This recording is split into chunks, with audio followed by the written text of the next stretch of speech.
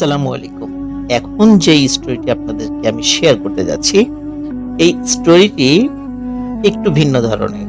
কারণ এটি একই সাথে কবরস্থান রিলেটেড, অ্যাম্বুলেন্স রিলেটেড এবং লাশকে কেন্দ্র করে। সুতরাং বুঝতেই পারছেন যে স্টোরিটি একটু ভিন্ন রকম। এই স্টোরিটি যিনি আমাকে দিয়েছেন তার নাম সাইফুল। উনি পেশায় একজন অ্যাম্বুলেন্স চালক। ওনার একটি স্টোরি আমি এর আগেও ভূত.com-এ শেয়ার করেছিলাম। তো উনি আমাকে আরেকটি স্টোরি দিয়েছেন। এই স্টোরিটি আসলে ঘটেছিল বা যাদের সাথে ঘটেছিল সেটি হচ্ছে মূলত ওনার বোনের সাথে। ওনার বোন এবং ওনার বোনের পরিবারের সাথে এই ঘটনাটি ঘটেছিল। ঘটনাটির সময় 2009 সাল। স্থান চট্টগ্রাম শহর। চট্টগ্রামের মূল শহরেরই একটি জায়গায় ওনার বোন, তার হাজব্যান্ড, বোনের শ্বশুর শাশুড়ি, দেবর ননদ সবাই মিলে একটি বাসায় থাকতেন। ওই বাসাটি বেশ অদ্ভুত ছিল। কারণ হচ্ছে ওই বাসাটি যেই জায়গার উপরে তৈরি করা হয়েছিল ওই জায়গাতে বহু পুরাতন একটি কবরস্থান ছিল। বহু বছর ধরে সেটি পরিত্যক্ত ছিল। আস্তে আস্তে কবরের অস্তিত্বও বিলীন হয়ে গেছে এবং পরবর্তীতে ওই জায়গাটি বিক্রি হয়ে যায় এবং ওই জায়গার উপরেই একটি বাড়ি তৈরি হয়। ওই বাড়িতেই ওনারা থাকতেন।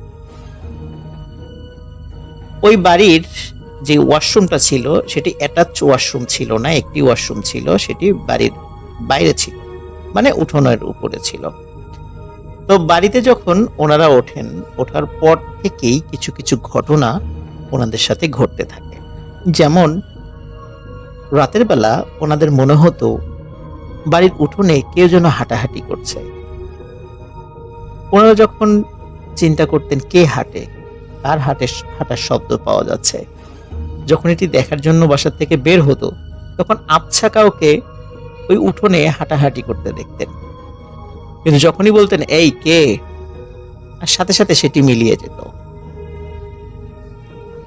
এছাড়া বাড়ির টিনের চালের উপরে রাত হলেই ঢিল মারার এই শব্দ এবং ঢিল ফেলত। কে বা কারা এটা করত? শুরুতে মনে করেছিল হয়তো বা আশেপাশের কোনো খারাপ লোকজন কেউ ডিস্টার্ব করছে, কিন্তু আসলে দেখা গেল যে না, এটা আসলে কোনো মানুষের কাজ নয়, এটি প্যারানরমাল কোনো বিষয়। এরকম টুকটাক সমস্যা ওখানে চলছিল। এর মধ্যে ঘটে যায় আরেকটি ভয়ঙ্কর ঘটনা। সাইফুল ভাইয়ের বোন, উনি রাতের বেলা ওয়াশরুমে যাওয়ার জন্য বাসা থেকে বের হন। উনি যখনই ঘরের থেকে বের হয়েছেন উনি দেখেন উঠোনের উপরে প্রকাণ্ড একটি মানুষের মাথা। এই মাথাটি লাফালাফি করে একদিক থেকে আরেক দিকে ছুটে বেড়াচ্ছিল। মাথাটি যখনই বুঝতে পারে যে সাইফুল ভাইয়ের বোন ঘরের থেকে বের হয়েছে, তখন মাথাটি লাফিয়ে লাফিয়ে সাইফুল ভাইয়ের বোনের দিকে আসতে থাকে। সাইফুল ভাইয়ের বোন প্রচন্ড ভয় পান, জোরে এক চিৎকার দিয়ে ঘরে ঢুকেই দরজা বন্ধ করে দেন। ওনার হাজবেন্ড ওনার চিৎকারে ঘুম থেকে উঠে যায়, বলে কি হয়েছে, সব ঘটনা খুলে বলেন তিনি।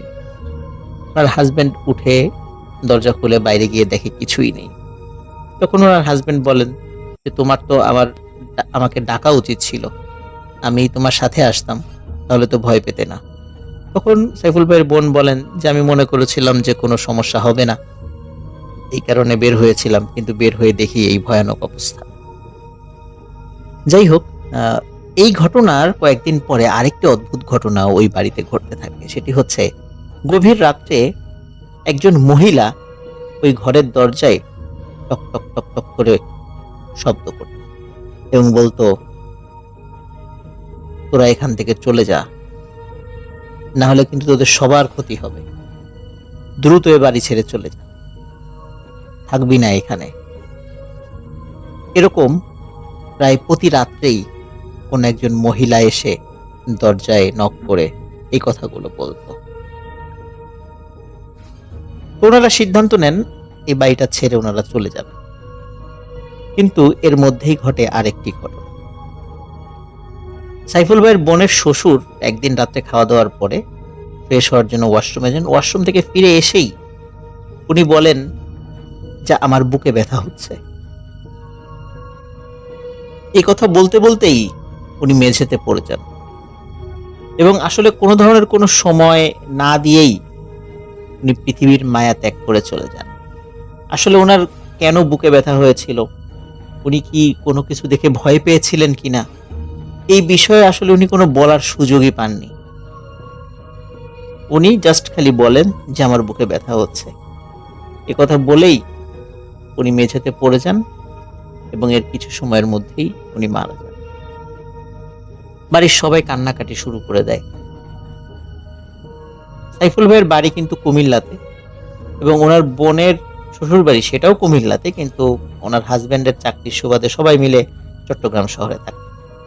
যেহেতু ওনার শ্বশুরের বাড়ি কুমিল্লাতে, মানে সাইফুল ভাইয়ের বোনের শ্বশুর বাড়ি কুমিল্লাতে, তাদের সিদ্ধান্ত হয় যে রাত্রেই লাশ নিয়ে তারা কুমিল্লাতে ফিরে আসবে।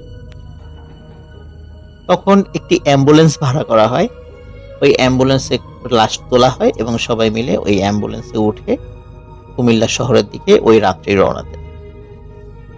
চট্টগ্রাম শহরের মধ্যে যতক্ষণ পর্যন্ত ছিল, বা এই যে সীতাকুণ্ড পর্যন্ত যতক্ষণ পর্যন্ত ছিল ততক্ষণ পর্যন্ত তেমন কোনো সমস্যা হয়নি। যখন চট্টগ্রাম পার হয়ে ফেনীর মধ্যে গাড়িটা প্রবেশ করে, ঢাকা চিটাগাং হাইওয়ে দিয়ে আসছিল, ওই দিন রাস্তাঘাটে গাড়িও তুলনামূলক কম ছিল। তো গাড়িটি এগিয়ে যাচ্ছে, হঠাৎ গাড়িতে থাকা প্রত্যেকের কাছে মনে হচ্ছে, এবং যিনি অ্যাম্বুলেন্সের যিনি ড্রাইভার ছিলেন তিনিও বলছেন যে কি ব্যাপার, গাড়িটা হঠাৎ এরকম উঁচু হয়ে যাচ্ছে কেন। মানে মনে হচ্ছিল গাড়িটা কিছু সময় পরে কয়েক হাত উঁচু হয়ে যাচ্ছে এবং ঠাস করে আবার নিচে পড়ে যাচ্ছে। তো এভাবে মাঝে মাঝে এর মানে তাদের কাছে এটা ফিল হচ্ছিল এবং বাস্তবেও সেটাই ঘটছিল। গাড়িটা যে কোনো সময় ভয়ানক একটা দুর্ঘটনায় পতিত হতে পারে, কিন্তু এমত অবস্থায় কি করবে তারা কিছুই বুঝে পাচ্ছে না যে এমনটা হওয়ার কারণ কি। তারা গাড়ির মধ্যে জোরে জোরে দোয়া দুরুদ পড়া শুরু করে, প্রত্যেকেই, ড্রাইভার থেকে শুরু করে নিয়ে।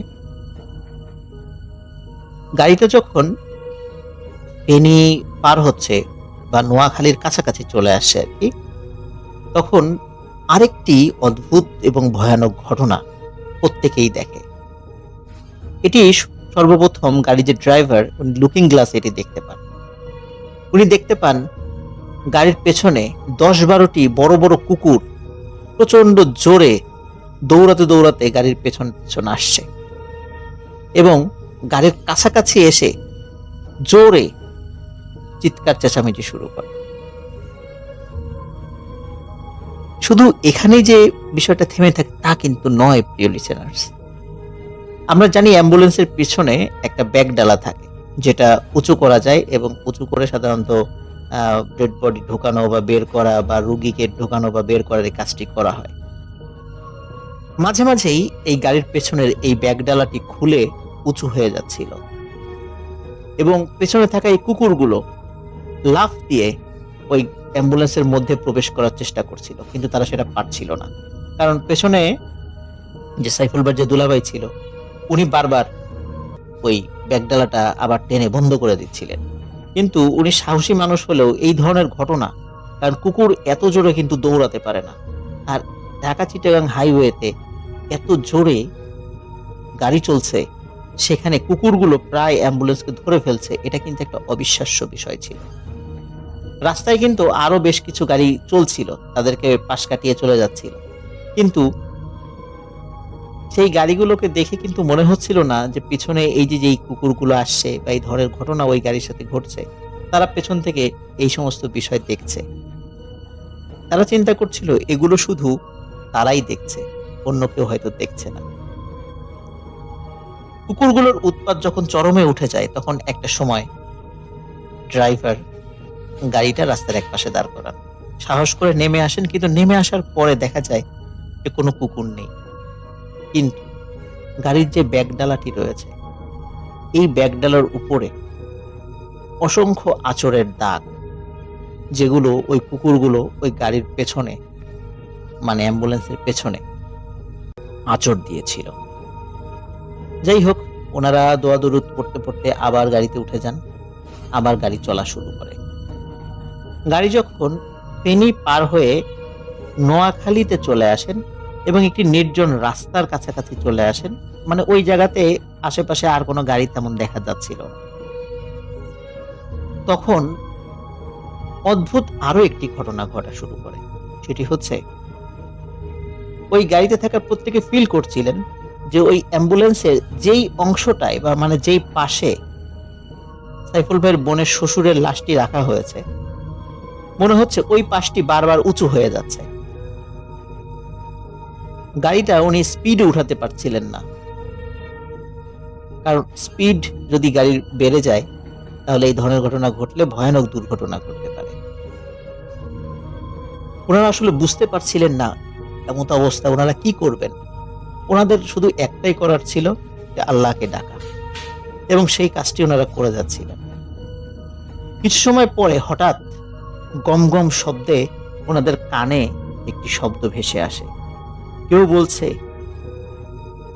লাশটি রেখে যা, লাশটি আমাদেরকে দিয়ে যা, না হলে কিন্তু তোরা সবাই মরবি, এই গাড়ি দুর্ঘটনায় তোরা সবাই মারা যাবি, এখনো সময় আছে, লাশটি দিয়ে যা।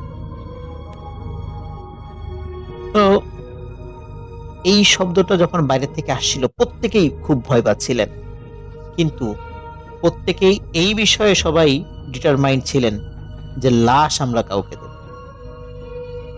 যে যাই কিছু বলুক, যে যাই কিছু করুক, লাশ আমরা কাউকে দিব না।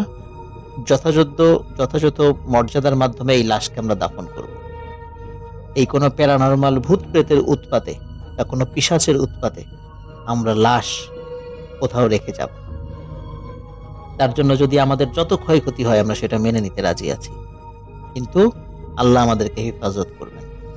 এই চিন্তা করে ওনারা যাচ্ছিলেন, এবং ড্রাইভারও খুব সাহসী ছিলেন। ওনার সাথে এই ঘটনা, মানে অ্যাম্বুলেন্সের চালক যে ড্রাইভারের সাথে এই ঘটনা ওনার জীবনে এটি প্রথম ছিল। উনিও ভয় পাচ্ছিলেন, কিন্তু তারপরেও উনি চিন্তা করছিলেন যে অশুভ শক্তির কাছে মাথা নত করা যাবে না, আল্লাহ আমাদেরকে হেফাজত করবেন। উনি গাড়ি চালাচ্ছিলেন। একটি জায়গায় এসে, মানে যখন নোয়াখালীর একদম ভেতরে ঢুকে যান, তখন আর কোনো কিছু ওনারা দেখতে পাচ্ছিলেন না। একদম স্বাভাবিকভাবে গাড়ি চলছিল, কোনো কুকুর নাই, কিচ্ছু নাই, একদম স্বাভাবিক হয়ে যায়। তখন একটি জায়গায় ওনারা গাড়িটা দাঁড় করান, যেখানে আশেপাশে দোকানপাট রয়েছে, এবং ওনারা একটু বিশ্রাম নেওয়ার জন্য এবং ফ্রেশ হওয়ার জন্য মানে একটা জায়গায় যাত্রা বিরতি। যখন ওনারা ফ্রেশ হচ্ছিলেন, হালকা পাতলা নাস্তা করছিলেন, হঠাৎ প্রচন্ড শব্দে ওই অ্যাম্বুলেন্সের দুটো টায়ার পাংচার হয়ে যায়। ড্রাইভার সাহেব গাড়ির কাছে আসেন এবং গাড়িতে থাকা আরো যে যারা ছিলেন, বিশেষ করে সাইফুল ভাইয়ের বোন, তারপরে শাশুড়ি, তারপরে সাইফুল ভাইয়ের দুলা ভাই, তারা প্রত্যেকে এসে অদ্ভুত একটি বিষয় দেখতে পান। সেটি হচ্ছে, ওই অ্যাম্বুলেন্সের দুটো চাকা মনে হচ্ছে কোনো প্রাণী এমন ভাবে কামড় দিয়েছে ওই চাকার উপরে, এবং কামড় দিয়ে চাকার একটি অংশ তুলে নিয়ে গেছে। এবং একটি চাকায় না, এটি দুটো চাকায় এই ধরনের ঘটনা ঘটে। ওনারা খুবই অবাক হন যে এরকম তো হয় না, আর এত জোরে কামড় কে দিল? কোনো প্রাণী তো কামড় দিয়ে এরকম ক্ষতি করার কথা না। যাই হোক, গাড়িতে দুটি স্পেয়ার চাকা ছিল, সেই দুটি চাকা লাগানো হয়। তারপরে চাকা লাগিয়ে আবার গাড়ি চলা শুরু করে। গাড়িটি যখন কুমিল্লা শহরের কাছাকাছি চলে আসে, তখন আরো একটি ভয়ানক ঘটনা। সেটি হচ্ছে, ওনারা প্রত্যেকেই দেখেন যে রাস্তার উপরে একটি লাশ ভেসে আছে। এটি একবার ডান পাশে যাচ্ছে, একবার বাম পাশে যাচ্ছে, এবং বারবার তাদের গাড়িকে থামিয়ে দেওয়ার চেষ্টা করছে। এবং কেউ একজন বলছে, এখনো সময় আছে, লাশটি দিয়ে যা, না হলে তোরা সবাই মরবি। ড্রাইভার সাহেব আর সাহস ধরে রাখতে পারেন, উনি গাড়িটি থামিয়ে দেন কারণ উনি গাড়িটা চালাতে পারছিলেন না সামনে এরকম দৃশ্য দেখে। আর উনারা যে এতটা পথ সাবলীলভাবে গাড়ি চালিয়ে এসেছেন, এটাই আল্লাহর একটা বিশেষ রহমত ছিল। কারণ এই ধরনের ঘটনা ঘটার পরে গাড়ির অ্যাক্সিডেন্ট করাটা খুবই একটা স্বাভাবিক ব্যাপার। কিন্তু আল্লাহর রহমতে সেই ধরনের ঘটনা ঘটেনি। ড্রাইভার সাহেব গাড়ি থামান, গাড়ি থেকে নামেন, সামনে কিছুই দেখা যায় না। আবার আল্লাহর নাম জপতে জপতে সবাই যাত্রা শুরু করেন। এ পর্যায়ে আর তেমন কিছুই হয় না। কুমিল্লা শহরে এসে এবং তাদের যে গ্রামের বাড়ি সেখানে আসতে আসতে ভোর হয়ে যায়, মানে ফজরের আজান হয়ে তার দিকে সাদা হয়ে যায়, আর আলোকিত হয়ে যায়। সাইফুল ভাইয়ের বোনের শ্বশুরকে গোসল দেয়া হয়, জানাজা করানো হয় এবং তাকে দাফন করা হয়। এইটুক পর্যন্ত, ওই দিন পর্যন্ত মোটামুটি সব ঠিকঠাক ছিল। ওই রাত্রে আরো একটি অদ্ভুত ঘটনা, কিন্তু এই ঘটনাটি ঘটে সাইফুল ভাইয়ের বোনের ননদের সাথে। উনি রাত্রে যখন ঘুমিয়েছিলেন, স্বপ্নে উনি দেখতে পান যে কোনো একজন মানুষ কাঁধে করে একটি লাশ নিয়ে আসছে। লাশটি সাদা কাফনে মোড়ানো। লাশটি কাঁধে করে নিয়ে এসে দরজা খুলে ঘরের ভিতরে ঢুকে ঠাস করে ওনার গায়ের উপরে ফেলে দেন, মানে সাইফুল ভাইয়ের বোনের ওই ননদের গায়ের উপরে। স্বপ্নের মধ্যে এই জিনিসটা দেখে উনি ধর্মর করে উঠে বসেন। উঠে বসে উনি যেটি দেখেন, সেটি দেখার জন্য উনি মোটেও প্রস্তুত ছিলেন। উনি দেখেন স্বপ্নের মধ্যে যে লাশটি ওনার গায়ের উপরে কেউ একজন ফেলে দিয়েছে, ওই লাশটি ওনার পাশে শুয়ে আছে, মানে ওই লাশটি ওনার পাশে রাখা। উনি প্রচন্ড জোরে এক চিৎকার দেন। ওনার চিৎকারে ঘরের অন্য লোকজন চলে আসে, এসে দেখে যে কিছুই নেই। উনি বলেন যে উনি স্বপ্নে এরকমটা দেখেছেন এবং স্বপ্ন ভেঙে ওঠার পরে এই ঘটনা ঘটে। তখন সবাই বলে যে এটা তোমার মনের ভুল, স্বপ্ন দেখেছ। কারণ আজকে মানে যেহেতু লাশ আনার সময় এতগুলো ঘটনা ঘটেছে, এই জন্য মনের মধ্যে এই বিষয়গুলো বারবার ঘুরপাক খাচ্ছে, যার কারণে এই জিনিসটা বারবার সামনে আসছে।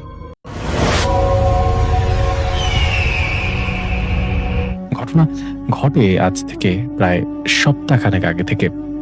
বলে রাখতে চাই, আমি বড় হয়েছি আমার মামার কাছে। মূলত আমার ছোটবেলায় আমার বাবা এবং মা একটা সড়ক দুর্ঘটনায় মৃত্যুবরণ করেন। এরপরে আমি যেহেতু একমাত্র সন্তান ছিলাম, তাই প্রথম দিকে দাদা দাদুর সঙ্গেই আমি আমার বড় হওয়া। তারপরে একটা সময় পরে যখন আমার দাদু মারা যান এবং দাদা প্রচন্ড অসুস্থ হয়ে পড়েন, তখন আমি বাধ্য হয়ে আমার মামার বাসায় চলে আসি। এরপর থেকে আমি সেখানেই বড় হই। অনেক ভাই, ঘটনা মূলত ঘটেছে আমার মামার সঙ্গে। বলছিলাম, গেল কিছু সপ্তাহ আগে থেকেই আমার মামা সবাইকে বলছিলেন তিনি একটা স্বপ্ন দেখতে পাচ্ছেন। স্বপ্নটা একটু খুব অদ্ভুত, একটু নয়, ভয়াবহ অদ্ভুত।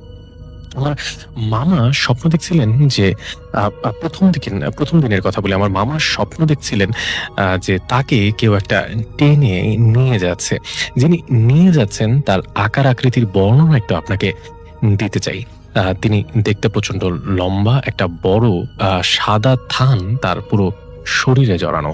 আমার মামার হাত নাকি ছিল বাঁধা এবং তাকে টেনে কোনো একটা দিকে নিয়ে যাচ্ছে, একটা শুনশান প্রান্তরের মতো। মূলত আমার মামা এটা স্বপ্নে দেখেছিলেন। তিনি স্বপ্ন দেখে লাফ দিয়ে উঠে বসেন। বসেই তিনি মামিকে সমস্ত কিছু খুলে বলেন। আমার মামি তখন বলেন, তুমি একটা দুঃস্বপ্ন দেখেছ। এটি বলে তারা আবারও ঘুমিয়ে পড়েন। সেদিনকার মতো আর কোনো ঘটনা ঘটেনি। ঘটনা ঘটে তার পরের দিন ঠিক আবারও দুপুরবেলা। অনেক ভাই, সঙ্গত কারণেই বলে রাখি, আমার মামার দুপুরবেলা খাবারের পরে ভাত ঘুমের অভ্যেস ছিল। দুপুরবেলা খাবার খেয়ে ঘুমানোর পরে আবার সেই একই ঘটনা। এবার মামা দেখতে পান সেই একই রকম সাদা থান পরা কেউ একজন তাকে টেনে নিয়ে যাচ্ছে, একটা ধূসর প্রান্তর। এবার তিনি আবারও ভয় পেয়ে জেগে ওঠেন এবং আমার মামিকে আবারও ডেকে পাঠান। মামি আসেন, পুরো ঘটনা শোনেন। এবার বলেন যে আমার মনে হয় গতকালকের স্বপ্ন তুমি ভুলতে পারোনি। সেটাই তোমার মাথায় রয়ে গেছে। তুমি এগুলো ভুলে যাও, নামাজ পড়ে আল্লাহর কাছে দোয়া করতে থাকো। ঘটনা অনেক ভাই এখানেই শেষ হলে পারত। বলছিলাম যে গেল কিছু সপ্তাহ ধরেই আসলে আমার মামা এই ধরনের স্বপ্ন দেখছিলেন। এর পরের দিন রাতের বেলা তেমন কিছুই ঘটেনি, সবকিছুই স্বাভাবিক ছিল। কিন্তু তার পরের দিন দুপুরবেলা ঘটে আরেকটা উদ্ভট ঘটনা। এবার তিনি আবারও স্বপ্ন দেখেন, চিৎকার করে তিনি বাড়ি মাথায় তুলে নেন এবং সবাই যখন দৌড়ে আসে তখন তিনি বললেন, ওই লোকটি আমাকে একটা লাশের খাটিয়ার দিকে টেনে নিয়ে যাচ্ছে। এটি শুনে আমার মামি এবং সাথে আমার মামাতো বোনেরা বেশ উদ্বিগ্ন হয়ে যায় এবং সিদ্ধান্ত নেয় যে না, এখন অন্ততপক্ষে একটা হুজুরের সঙ্গে কথা বলা জরুরি। অনেক ভাই ভাবতে পারেন এত ছোট বিষয়ে হুজুরের সঙ্গে কথা বলার কি আছে। আমার সঙ্গেও তখন আসলে এই বিষয়ে আমার মামি কথা বলেন এবং আমিও একই কথা বলেছিলাম। যাই হোক, সন্ধ্যের মাগরিবের নামাজের পরে হুজুরের সঙ্গে আমার মামা একান্তভাবে কথাগুলো শেয়ার করেন। এক পর্যায়ে হুজুর বলেন যে আপনি একটা কাজ করুন, বেশি বেশি তাহাজ্জুদের নামাজ পড়ুন এবং আল্লাহর কাছে পানা চান। আশা করি আল্লাহ আপনাকে খুব দ্রুত এই সমস্যা থেকে সমাধান করিয়ে দেবে, পার পাইয়ে দেবে। মানে এর পরের দিনের ঘটনা, এর পরের দিন সন্ধ্যের পর আমার মামার চোখ লেগে আসে। আমার মামা ঘুমিয়ে পড়েন। আমার মামির বক্তব্য মতে সেদিন রাতে আমার মামা কোনো মতেই আসলে সুস্থ ফিল করছিলেন না, অসুস্থ বোধ করছিলেন এবং সেই কারণেই আমার মামা তাড়াতাড়ি করে ঘুমিয়ে পড়েন। একটা সময় পরে ঠিক একইভাবে মামা আবারও চিৎকার চেঁচামেচি শুরু করেন। কিন্তু এবার আমার মামার পুরো শরীর যেন নীল হয়ে গিয়েছিল। অনেক ভাই আমি নিজে সেই ছবি দেখেছি। আমার মামি সেই ছবি তুলে আমাকে পাঠিয়েছেন এবং আমি সেই ছবি দেখেছি। প্রচণ্ড নীলচে একটা করণ তার পুরো শরীরে ছিল। মনে হচ্ছিল প্রচণ্ড ভয় পেয়েছেন তিনি। তিনি সবাইকেই প্রচণ্ড ভয় পাচ্ছেন। তিনি এরপরে বলেন তিনি স্বপ্ন দেখেছেন যে তাকে লাশের খাটিয়ায় চড়িয়ে কোনো একজন তাকে নিয়ে যাচ্ছে। অদ্ভুত বিষয় হচ্ছে লাশের খাটিয়াটা আকাশে ভাসছিল। কোনো একটা জায়গায় তাকে নিয়ে যাওয়া হচ্ছে। সে এখনো সেই হাত বাঁধা অবস্থাতেই আছে। এই কথা শুনে আমার মামি এবার বেশ ভয় পেয়ে যান এবং আমাকেও বাড়িতে ডেকে পাঠান। আমি কোর্ট কাচারির চক্করে কোনোভাবেই যেতে পারছিলাম না। তাই বলছিলাম যে একদিন বা দুদিন পরে আমি এসে মামাকে একজন ভালো সাইকিয়াট্রিস্টের কাছে নিয়ে যাব। তিনি ভালো ঘুমের ওষুধ দিলেই সব ঠিক হয়ে যাবে। কিন্তু তার আগেই ঘটে উদ্ভট আরেকটা ঘটনা। অনেক ভাই এর পরের দুদিন তেমন কোনো সমস্যা হয়নি। আমি আগেই বলেছি আমার মামা বেশ পরহেজগার মানুষ ছিলেন। তিনি নামাজ এবং রোজার ব্যাপারে প্রচণ্ড সিনসিয়ার ছিলেন এবং সেদিন তিনি রোজা রেখেছিলেন। ইফতারের পরে তিনি আবারও একটা ছোট ঘুম দেন। ঘুম থেকে আবারও ঠিক একইভাবে ওঠে। তবে এবার বলছিলাম একটা উদ্ভট ঘটনা ঘটে। ঘুম থেকে উঠে আমার মামা আবিষ্কার করেন তার বাম হাতের নিচে একটা রশির পেঁচানো দাগ। মনে হচ্ছে খুব শক্ত করে তার হাতকে অনেকক্ষণ যাবৎ কেউ বেঁধে রেখেছিলেন। পরে সেই দাগ তিনি সবাইকেই দেখিয়েছিলেন। যদিও সে দাগের খুব একটা বেশিক্ষণ স্থায়ী হয়নি, কিছুক্ষণের মধ্যেই সেটা আবার মিলিয়েও যায়। অনেক ভাই এই ঘটনার শেষ হয়তোবা হতে পারতো, এই ঘটনা হয়তোবা আমরা শেষ করতে পারতাম। এর কিছুদিন পরে আমার মামা আরও একটা স্বপ্ন দেখেন। তিনি দেখেন এবার তাকে একটা লাশের খাটিয়া করে কবরের পাশে নামানো হয়েছে।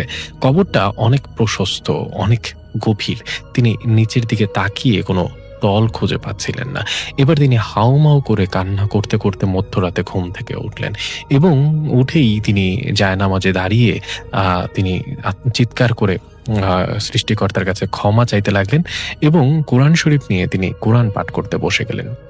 আমার মামি ততক্ষণে প্রচণ্ড ভয় পেয়ে গেছেন। ততক্ষণে তিনি আমাকে এবং আমার মামাতো ভাইকে ফোন দিয়েছেন, যিনি কিনা কাজের সূত্রে দেশের বাইরে থাকেন। পরবর্তীতে আমার মামাতো ভাই আমাকে বললে আমি কাজের ফাঁকে আমার মামাকে নিয়ে তার পরের দিন বিকেলবেলা হাসপাতালে যাই এবং দেশের খুব নামকরা একজন সাইকিয়াট্রিস্টের সঙ্গে কথাও বলি। তিনি সবকিছু শুনে বললেন যে এটা একটা মনের ভুল, ভালো করে ঘুম হলে সবকিছুই ঠিক হয়ে যাবে। অনেক এখানেই ঘটনা শেষ হলে পারত। এরপরে আমি বেশ কিছুদিন কোনো খোঁজ খবর নেইনি। সর্বশেষ বুধবার রাতের বেলা অনেক ভাই শুনে অবাক হবেন। সর্বশেষ বুধবার রাতের বেলা মধ্যরাতে আমার মামি আমার মামাকে ডাকতে গিয়ে খেয়াল করলেন তিনি আর এই পৃথিবীতেই নেই। আমি জানি না অনেক ভাই এই ঘটনার সঙ্গে তার মৃত্যুর কোনো সম্পর্ক আছে কিনা। বেশ অনেকদিন যাবৎ তিনি কবর দেখতে পাচ্ছিলেন এবং একটা সময় তিনি মারা গেলেন। এবং সেদিন রাতে তিনি কোনো স্বপ্ন দেখেছিলেন কিনা সেটাও কোনো জানা যায়নি। গোসল করানোর সময় তখন যিনি মসজিদের মুয়াজ্জিন ছিলেন তিনি বলেছিলেন যে আমার মামার হাতের মধ্যে লাল করে রশি দিয়ে বাঁধার মতো দুটো দাগ তিনি দেখতে পেয়েছেন, ঠিক কাঁধের কিছুটা নিচে। এই ঘটনার আসলে এখানেই শেষ অনেক ভাই। আমি জানি না এই ঘটনার কোনো ব্যাখ্যা আছে কিনা, তবে আমরা পরিবারের সবাই মনে করি, বিশ্বাস করি এটার সঙ্গে অলৌকিকত্বের কোনো না কোনো যোগ তো আছেই। এরপরে সম্পূর্ণ সবকিছু দাফন কাফন শেষ হয়ে যাওয়ার পরে আর কোনো ঘটনা ঘটেনি। আসসালামু আলাইকুম রাসেল ভাই, আশা করছি আপনি ভালো আছেন এবং ভালো সাথেই আছেন। তো রাসেল ভাই, আমি আজকে যে ঘটনাটি আপনার সঙ্গে শেয়ার করছি এটা একটি অ্যাম্বুলেন্সের ঘটনা। যেই অ্যাম্বুলেন্সের ঘটনাটা আমাদের এলাকার মধ্যে অনেক বেশি ভয়ের একটা সময় কাটিয়েছিলাম আমরা সবাই। তো যাই হোক, যেই লোককে নিয়ে ঘটনা, যার অ্যাম্বুলেন্সটা, তার নাম হচ্ছে রফিক। তিনি ছিলেন একজন পুরনো অ্যাম্বুলেন্সের ড্রাইভার। প্রায় ৮ বছর ধরে তিনি রাতের বেলায় অ্যাম্বুলেন্সের ডিউটি করেন। অনেক লাশ, অনেক দুর্ঘটনা, অনেক কান্না দেখেছেন তিনি। তিনি কাউকে ভয় এমনভাবে দেখিয়েছেন, এমনভাবে এমন লোককে এমন অবস্থায় দেখেছেন যে অবস্থাগুলো আমরা হয়তো চিন্তাও করতে পারিনি। তার মানে আপনারা বুঝতেই পারতেছেন রাসেল ভাই, এখানে এই যে আমাদের রফিক ড্রাইভার, ইনি কিন্তু অনেক বেশি সাহসী একটা লোক। যাই হোক, রাত তখন প্রায় ২:৩০। যেই রাতের ঘটনা আমি আপনাদেরকে শোনাচ্ছি, এই রাতের শীতের শেষের দিক। চারপাশে ঘন কুয়াশা, রাস্তার দুপাশে শুধু অন্ধকার, আর মাঝে মাঝে শুকনো গাছের ছায়া ছাড়া আর কিছুই দেখা যাচ্ছে না। সেদিন শহরে এক হাসপাতাল থেকে ফোন আসে, একটা মৃতদেহ গ্রামের দিকে পৌঁছে দিতে হবে। রোগী নাকি এক বৃদ্ধ মহিলা, হঠাৎ হার্ট অ্যাটাক করে তিনি মারা গিয়েছেন। রফিক আর তার সহকারী বাবুল লাশটা অ্যাম্বুলেন্সে তোলে। সাদা কাফনে মোড়ানো দেহটা পিছনের বেডে রাখা হয়েছিল। যাত্রা শুরু হওয়ার কিছুক্ষণ পর থেকেই বাবুল অস্থির অনুভব করতে লাগলো। এমন একটা অস্থির, যে অস্থিরটা তাকে অ্যাম্বুলেন্সের ভিতর বসে থাকতে দিচ্ছে না। সে বলল, ভাই, পিছন থেকে কেমন যেন একটা শব্দ আসতেছে।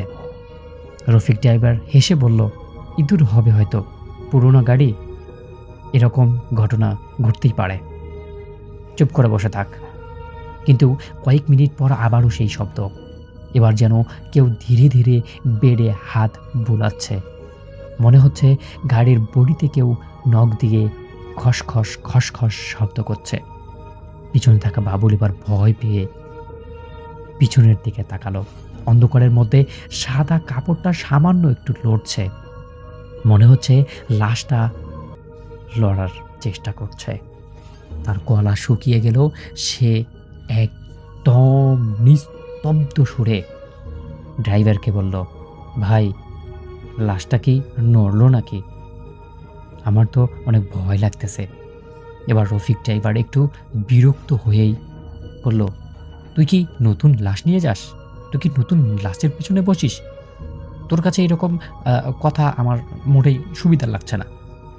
তুই একটু চুপচাপ বসে থাক। তারপর আবারও গাড়ি স্টার্ট, চলতে থাকলো গাড়ি আপন মনে। কিন্তু এবার লাশটা যেন সত্যি সত্যি লড়ে উঠল, আর কেমন যেন একটা খসখস গোঙানি শব্দ আসলো। এবার বাবুলটা হেল্পার বলল, ভাই, লাশটা কিন্তু সত্যি সত্যিই লড়ছে। এবার রফিক ড্রাইভার একটু বিরক্ত হয়ে গাড়ি থামালেন এবং পিছনের দরজা খুলে টর্চ লাইট মারল। দেখল লাশটা আগের মতোই সব ঠিকঠাক আছে। কিন্তু বাবুল যে কেন হঠাৎ হঠাৎ এই সমস্ত কথা বলতেছে তার মাথায় কোনোভাবেই আসতেছে না। তারপর তারা আবারও রওনা দিল। রাস্তা যত ফাঁকা হচ্ছিল কুয়াশা আরও তত বেশি ঘন হয়ে যাচ্ছিল। হঠাৎ অ্যাম্বুলেন্সের ভিতরের লাইটটা নিজের থেকেই জ্বলে উঠল। বাবুল পিছনে তাকিয়ে হঠাৎ করেই বিকট একটা চিৎকার করল। তিনি বলল, কাপড়ের কাপড়টা অর্ধেক নিচে নেমে গেছে আর বৃদ্ধর মুখটা স্পষ্টভাবে দেখা যাচ্ছে, কিন্তু সবচেয়ে ভয়ানক বিষয়টা ছিল মহিলার চোখ দুটো পুরো খোলা, স্থিরভাবে সামনের দিকে তাকিয়ে আছে। রফিক হঠাৎ ব্রেক কষল। গাড়ি থেমে গেল। দুজনের শরীরে একদম ঠান্ডা হয়ে গেল। তারা বলল, অসম্ভব। বাবুল বলল, অসম্ভব, আমি নিজে কাপড় বেঁধেছিলাম। ঠিক তখনই পিছন থেকে খুব আস্তে একটা শব্দ এলো, আমারে নামাও, আমি আর এখানে থাকতে পারছি না। বাবুল দরজা খুলে দৌড়ে পালাতে যাবে, এমন সময় দরজাটা নিজের থেকেই লক হয়ে গেল। অ্যাম্বুলেন্সের ভিতরে বরফের মতো ঠান্ডা হয়ে গেল। কাচের ওপর ধীরে ধীরে আঙুলের ছাপ দেখা দিতে লাগলো, একটার পর একটা, যেন অদৃশ্য কেউ বাহির থেকে চাপ দিচ্ছে অ্যাম্বুলেন্সটাকে। তারপর পিছনের বেটে ধপ করে কিছু একটা বসে পড়ার শব্দ শুনতে পারল বাবুল। এবার সামনে থাকা রফিক ড্রাইভার ধীরে ধীরে রিয়ার ভিউ মিররে তাকালো, আর যা দেখলো সেটা থেকে তার মুখ শুকিয়ে গেল।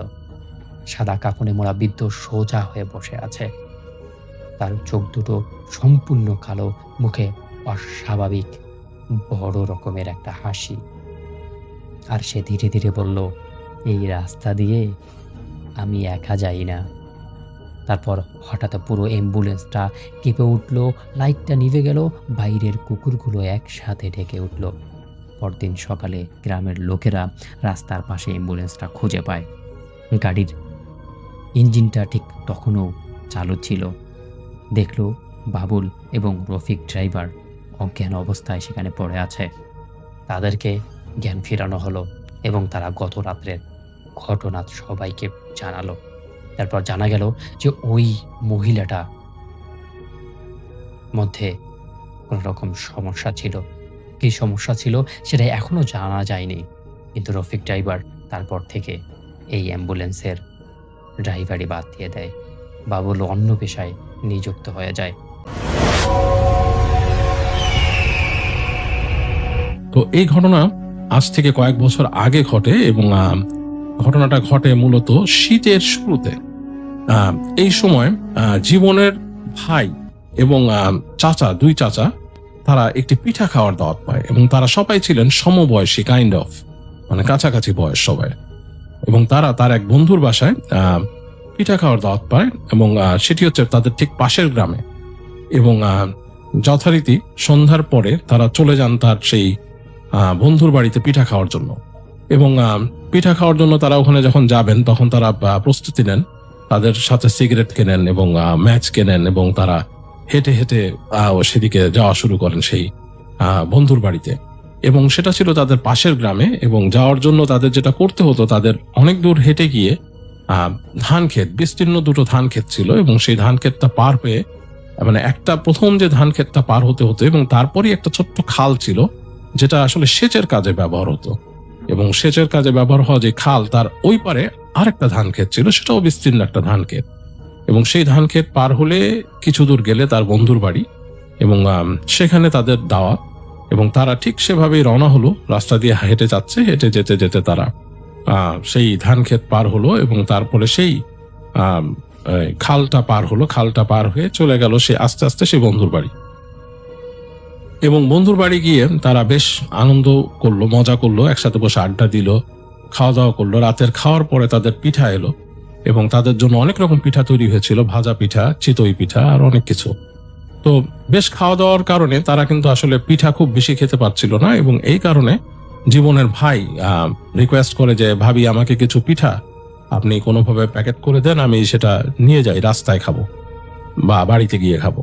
তো তার সেই বন্ধুর ওয়াইফ সেটা প্যাকেট করে দেন, একটা কাপড়ের ব্যাগের মধ্যে পেঁচিয়ে তাকে পিঠাগুলো দেন এবং সেগুলো নিয়ে তারা তিনজন সেই বাড়ি থেকে রওনা দেন এবং ফিরে আসছেন।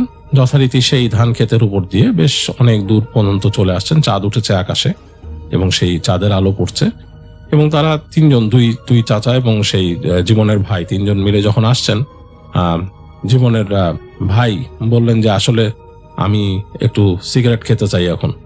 তো চাচারা বললো, খা, তুই এখন সিগারেট খেলে খা, অসুবিধা কি? তো বলে আচ্ছা, তার আগে পিঠা খাই। বলে খা, পিঠা খা, সেটা তোর মানা করছে কে? তখন জীবনের ভাই পিঠা বের করে পিঠা খাওয়া শুরু করে, এবং সে যখন পিঠা খাচ্ছে হঠাৎ করে সে শুনে তাকে কে জানি বলতেছে, এই পিঠা দিয়ে যা, এই পিঠা দিয়ে যা। তো তখন সে শুনে সে একটু অস্বস্তি ফিল করে। সে বলে যে কে কথা বলতেছে? সে ফার্স্টে মনে করে তার চাচারা দুষ্টুমি করতেছে কিনা। তো তাকিয়ে দেখে না, দুই চাচা হাঁটতেছে এবং তারাও তাকায় আছে। বলে কি রে, শব্দ করতে কে বলে পিঠার কথা? তো সে বলে, আরে দূর, তোমরা দুষ্টুমি করো? বলে না, আমরা কেন দুষ্টুমি করবো?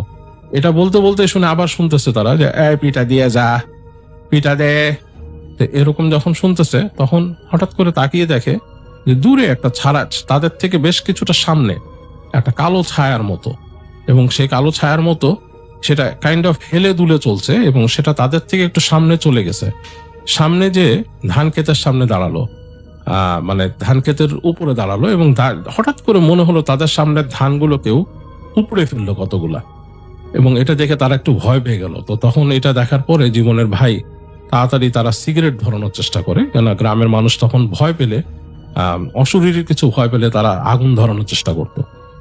তো যাই হোক, তারা সিগারেট ধরানোর চেষ্টা করে, এবং ম্যাচ জ্বলছিল না। তারপর একসময় তাদের ম্যাচ জ্বলে এবং সিগারেট ধরে, এবং সিগারেট ধরিয়ে তারা আস্তে আস্তে করে এগিয়ে যেতে থাকে আস্তে আস্তে করে, এবং ওই ছায়াটাকে আর তারা দেখে না, অনেকক্ষণ ধরে ছায়াটাকে দেখতে পায় না আর। তো ছায়াটাকে যতক্ষণ তারা দেখতে না পাওয়ার কারণে তাদের মনে একটা চিন্তা হয় যে যদি খারাপ কিছু এসে থাকে সেটা মনে হয় চলে গেছে।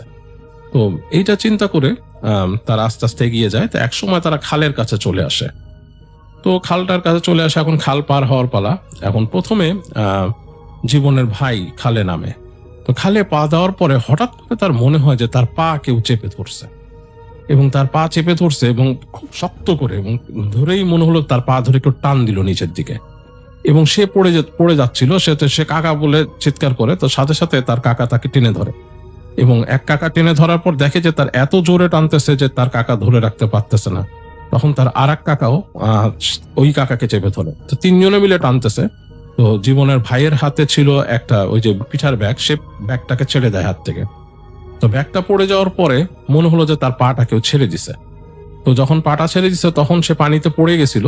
তো তার ভাই তাড়াতাড়ি তার কাকা তাকে টেনে তুলে ফেলে পাড়ে তুলে ফেলে। তখন তারা দেখে যে তাদের থেকে বেশ কিছুটা দূরে হুশ করে কিছু একটা ভেসে উঠছে।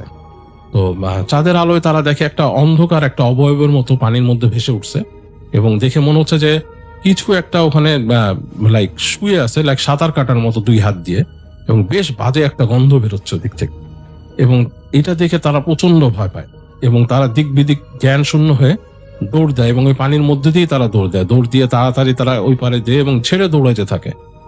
এবং দৌড়াতে দৌড়াতে তারা একসময় তাদের বাড়ি চলে আসে, এবং বাড়ি চলে এসে মানে বাসার যে মুরব্বী আছে তাদেরকে বলে যে এরকম একটা ঘটনা ঘটছে একটু আগে। তো মুরব্বীরা তাদেরকে তাড়াতাড়ি বলে যে দোয়া পড়ে ফু দেয়, এবং বলে যে এরকম রাত্রেবেলা তোরা পিঠা খেতে গেছিলি কেন? এরকম পিঠা খাওয়া ঠিক না, খোলা প্রান্তরে বসে পিঠা খায়, খেলে দেখা যাচ্ছে জিন পরি এগুলো অনেক কিছু নজর দেয়, এবং তারা অনেক সময় ডাকে, একলা পেলে মানুষকে মেরেও ফেলে। এরকম একটা বলে তাদেরকে অনেকটাই করে যে সাবধান করে যে ভবিষ্যতে যেন তারা এই কাজটা না করে। তো এরপর যেটা হয়, জীবনের ভাই জীবন কিন্তু এই ঘটনাটা তখনও এইভাবে জানতো না। তো বেশ সপ্তাহ দুয়েক পরে জীবনের ভাই একদিন তাদের বাড়ির উঠানে বসে জীবনকে বলতেছে ঘটনাটা, যে এরকম সেদিনকে কদিন আগে কি হলো জানিস, এরকম ঘটনা। তো জীবন বলতেছে যে এরকম ঘটনা মানে, তো তুমি এই দেখে ভয় পাইছো, এটা ভয় পাওয়ার কি আছে? ওখানে এরকম কিছু আর এরকম নাই, আমি নিজে এরকম বিশ্বাস করি না। তো জীবনের ভাই বলে, তুই বিশ্বাস করিস না? কয় না। তুই বিশ্বাস করিস না? কয় না। তাহলে পারলে যায় তুই নিয়ে আয়, তুই এখানে যায় ঘুরে আয় এখনই যে। তো বলে যে আমি এখনই ঘুরে আসলে তুমি কি দিবা? তুই যদি এখন ঘুরে আসতে পারিস তাহলে তোরে আমি খাওয়াবো না, তোরে আমি দই খাওয়াবো, তোরে আমি রসমালাই শুদ্ধ খাওয়াবো, যা। তুই যদি আমি ঘুরে আসতে পারিস। জীবনের ভাই বেশ রাগ করে ফেলছে আর কি। তো জীবন হাসতেছে ভাইয়ের রাগ দেখে, সে মনে করতেছে ভাই তার সাথে দুষ্টুমি করে বা ভাই উল্টাপাল্টা কিছু বলতেছে, গল্প বলতেছে। তো সে তখন বলে যে আমি তো পারবো। বলে আচ্ছা ঠিক আছে, তুই গেলি পরে ওখানে আমাদের যে ঘর আছে, এখানে পাহারা দেওয়ার ঘর, সে পাহারা দেওয়ার এই যে দোতলা ঘর, ওইখানে দেখবি যে ওইখানে আমার যে বিছনাটা আছে, ওই বিছনার উপর একটা সিগারেটের প্যাকেটের মধ্যে 30টা টাকা আছে, পারলে ওইটা নিয়ে আসবি। যে যা, ওটা যে নিয়ে আসতে পারিস, ওই 30 টাকাও তোকে দিয়ে দেবো আমি। তো এটা শুনে জীবন বেশ মানে মজা পেয়ে যায়। সে বলে যে আচ্ছা ঠিক আছে, 30 টাকা আমাকে দিয়ে দিবা? বলে যে হ্যাঁ, তোকে দিয়ে দেবো, পারলে নিয়ে আয়। তো এই কথা শুনে জীবন বেশ মজা পেয়ে যায়। সে মনে করে বাহ, মিষ্টি রসমালাই প্লাস 30 টাকা একসাথে এত কিছু পাবো। বলে জীবন বলে তাহলে আমি কিন্তু এখনই যাচ্ছি। তুই যা, এখনই যা, পারলে নিয়ে আয়। তুই যে ভাই আর ভয় পালি পরে আমার ডাক দিস। তো বললো তোমার কেমনে ডাকবো? ভয় বুঝবানি, তুই তো আমি দেখতে যাবানি তোক পরে, তুই কি করিস। এই বলে জীবনের ভাই তাই বলে, এবং জীবন কি করে গায়ের মধ্যে তাড়াতাড়ি সে তার কাপড় চেঞ্জ করে সে বেরিয়ে যায়। সে মনে করে যে আমি তো এই পেয়ে গেলাম, এখন 30 টাকাও পেলাম আর এই মিষ্টিও পাবো। এই চিন্তা করে জীবন বেরোয় হাঁটা শুরু করে, এবং সেটা যাচ্ছে গ্রামের রাস্তা। বেশ মজাই লাগতেছে, ওই দিন চাঁদনি রাত ছিল, বেশ আলো পড়ছে এবং হালকা হালকা ঠান্ডা। এরকম অবস্থায় সে হেঁটে হেঁটে যাচ্ছে, অনেক দূর রাস্তা হাঁটতে হাঁটতে যাচ্ছে। তো একটা জায়গায় এসে যখন নাকি যে ধান ক্ষেতের দিকে ঢুকে যে রাস্তাটা, সেই রাস্তাটায় চলে আসে। রাস্তাটার কাছে যখন আসে, জীবন হঠাৎ করে দেখে যে চাঁদের আলোতে কিছু একটা রাস্তার মধ্যে পড়ে আছে, নড়তেছে, বেশ মোটা। তো সে আরেকটু কাছে গিয়ে খেয়াল করে যে ওইটা আসলে একটা সাপ, মোটা অজগর টাইপের সাপ। কিন্তু সাপটা পড়ে আছে, যে সাপটার গায়ের উপর একটা গাছের বড় ডাল ভেঙে পড়ে আছে, যেটার জন্য সেটা নড়তে পারতেছে না বা আটকায় আছে। তো জিনিসটা দেখে জীবন একবার চিন্তা করে সে কি করবে। সে কি দৌড় দিয়ে চলে যাবে, কারণ তার ভয় লাগতেছে সাপ দেখে। আবার সে চিন্তা করে যে সাপটা অসহায়, কেমন একটা ব্যাপার। তো কি একটা চিন্তা করে সে আস্তে করে ডালের একটা পাশ ধরে সে টান দিয়ে ডালটারে সরায় ফেলে। ডালটারে সরায় ফেলে দিয়ে দেখে যে সাপটার উপর থেকে ডালটা সরে গেছে। তারপর সে দৌড় দিয়ে একটু দূরে সরে যায়, কিন্তু সে পরক্ষণে যখন তাকিয়ে দেখে যে সাপটা সেখানে নাই। তো যাই হোক, দেখে তার কাছে বেশ অবাক লাগে। অবাক লাগার পরেও সে তারপর তার নিজের রাস্তায় হাঁটা শুরু করে সেই ধান ক্ষেতের দিকে। তো হাঁটতে সে চলে আসে একটা জায়গায়, যেখানে সেই ডান পাশে বিশাল ধান ক্ষেত, বিস্তীর্ণ ধান ক্ষেত। এবং সেই ধান ক্ষেতের কাছে এসে সে তাকিয়ে দেখে যে হঠাৎ করে মনে হলো সে যখন নাকি ওই গোড়াতে বসছে আর কি, পৌঁছায় গেছে, যখন নাকি ধান ক্ষেতের শুরুতে পৌঁছাইছে, এতক্ষণ কিন্তু ঝিরি পোকা ডাকতেছিল, রাতের অনেক পোকা ডাকতেছিল, অনেক রকম সাউন্ড হচ্ছিল। হঠাৎ তার মনে হয় সবকিছু নিস্তব্ধ হয়ে গেল, মানে অল অফ এ সাডেন সবকিছু মানে কোয়াইট হয়ে গেছে, মানে যেটা নাকি আসলে মানে কেমন জানি একটা পরিবেশ তার কাছে মনে হলো। এবং দূর থেকে দেখতেছে সেই দোতলা ঘরটাকে, মানে যেখানে নাকি আসলে ক্ষেত পাহারা দেওয়ার জন্য মানুষ থাকে, সেটাকে দেখে বেশ ভৌতিক লাগতেছে চাঁদের আলোতে, কোনো মানুষ নেই আশেপাশে। তো যাই হোক, এরকম দেখে একবার সে চিন্তা করে সে কি যাবে কিনা। তারপর চিন্তা করে যে না, আসলে যাইতে হবে, 30 টাকার ব্যাপার, আর তার সাথে সেই মিষ্টি খাওয়া তো যাবেই। এই চিন্তা করে সে আস্তে আস্তে করে যায়, ধান ক্ষেত ধরেই যায়। ধান ক্ষেত ধরে যাচ্ছে এবং যে সে একসময় সেই দোতলা ঘরের কাছে চলে আসে। তো চলে এসে সে সামনে দোতলা ঘরের যে আসলে সামনের যে অংশটা, সেখানে কিন্তু কোনো দরজা মরজা নাই। সেই জায়গাটা হচ্ছে একটা চট দিয়ে আর কি ঝুলানো আর কি। তো চট সরিয়ে সে ভেতরে উকি দেয়। তো চট সরানোর পর ভেতরে একটু আলো ঢুকে, কিন্তু কোনো মানে আলো এত স্পষ্ট না। তো সে চিন্তা করে যে এখন এই আলোতে বা এরকম ইসের মধ্যে আমি সেই সিগারেটের প্যাকেট কেমনে খুঁজে পাবো, এটা চিন্তা করে সে মনে করে তার কাছে তো ম্যাচ আছে একটা। তো সে ম্যাচ বের করে জ্বালানোর চেষ্টা করে। তো অনেকগুলো কাঠি, তার ম্যাচের মধ্যে অল্প কয়েকটা কাঠি ছিল, মানে সবগুলোই চেষ্টা করে একটু করে জ্বলে নিভে যায়, মানে জ্বলে না। তো লাস্ট পর্যন্ত একটা কাঠি ফুস করে জ্বলে। তো যখন জ্বলে, সেটা নিয়ে এসে একদম কাছে যায়। কাছে যে সে দেখতে পায় যে হ্যাঁ, ওই ঠিকই ওখানে একটা পাটির মতো পাতা আছে, পাটির পাশে সে একটা সিগারেটের প্যাকেট রাখা। তো সে আস্তে করে যখন দেখতেছে, তখনই আস্তে আস্তে আগুনটা নিভে যায় তার হাতে। আবার সেই চটের ঘরে অন্ধকার, সেই দোতলা ঘরের মধ্যে আবার অন্ধকার হয়ে যায়। তো সে যখন চিন্তা করতেছে আমি এটা এখন উঠাবো, এই সময় তার কাছে মনে হয় তার পেছনে কেউ একজন ঢুকছে ঘরের ভিতরে।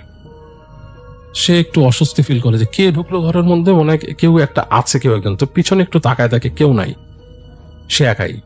তার মানে পিছনে যে খোলা জায়গা দিয়ে চাঁদের আলো আসতেছে কিন্তু কেউ নাই। তো সে একবার চিন্তা করে যে আমি কি ভয় পাচ্ছি নাকি আমার ভাই যে পিছন থেকে আমাকে জীবন বলে ডাকছিল একবার, ভাই আসছে। তাই চিন্তা করতে করতে সে কি করে, আস্তে করে নিচু হয়ে সে ওই সিগারেটের প্যাকেটটা হাত দেয়। যখনই সে হাত দেয় হঠাৎ করে তার ঘাড়ের কাছে সে নিঃশ্বাসের শব্দ পায় এবং তখন মনে হয় হঠাৎ করে তার কাঁধের উপরে কেউ ঝাঁপায় পড়ে এবং এত ওজন যেটা সে কখনোই এর আগে কোনদিন ফিল করেনি, কারণ সে এর আগেও তার ভাইয়ের সাথে দুষ্টুমি করছে, কুস্তি করছে, কিন্তু এরকম ওজন, প্রচন্ড ওজন, এবং এই ওজন সে মানে রাখতেই পারেনি। সে ধপ করে মাটিতে পড়ে যায়। মাটিতে পড়ে সে দেখে যে তার দম শেষ হয়ে যাচ্ছে, দম বের হয়ে যাচ্ছে এবং ক্রমেই তার মুখটা কেউ মাটির দিকে ঠেসে ধরতেছে এবং তার নিঃশ্বাস বন্ধ হয়ে যাবে এবং সে গরর গরর একটা শব্দ শুনতে পায়, মানে কেমন জানি একটা ভয়ঙ্কর শব্দ, এবং সে একসময় বুঝতে পারে যে তার দম বন্ধ হয়ে আসতেছে। তো এই সময় সে হঠাৎ করে মন থেকে দোয়া পড়তে থাকে যে আমাকে আল্লাহ বাঁচাও, আল্লাহ বাঁচাও, এরকম একটা দোয়া পড়তে থাকে।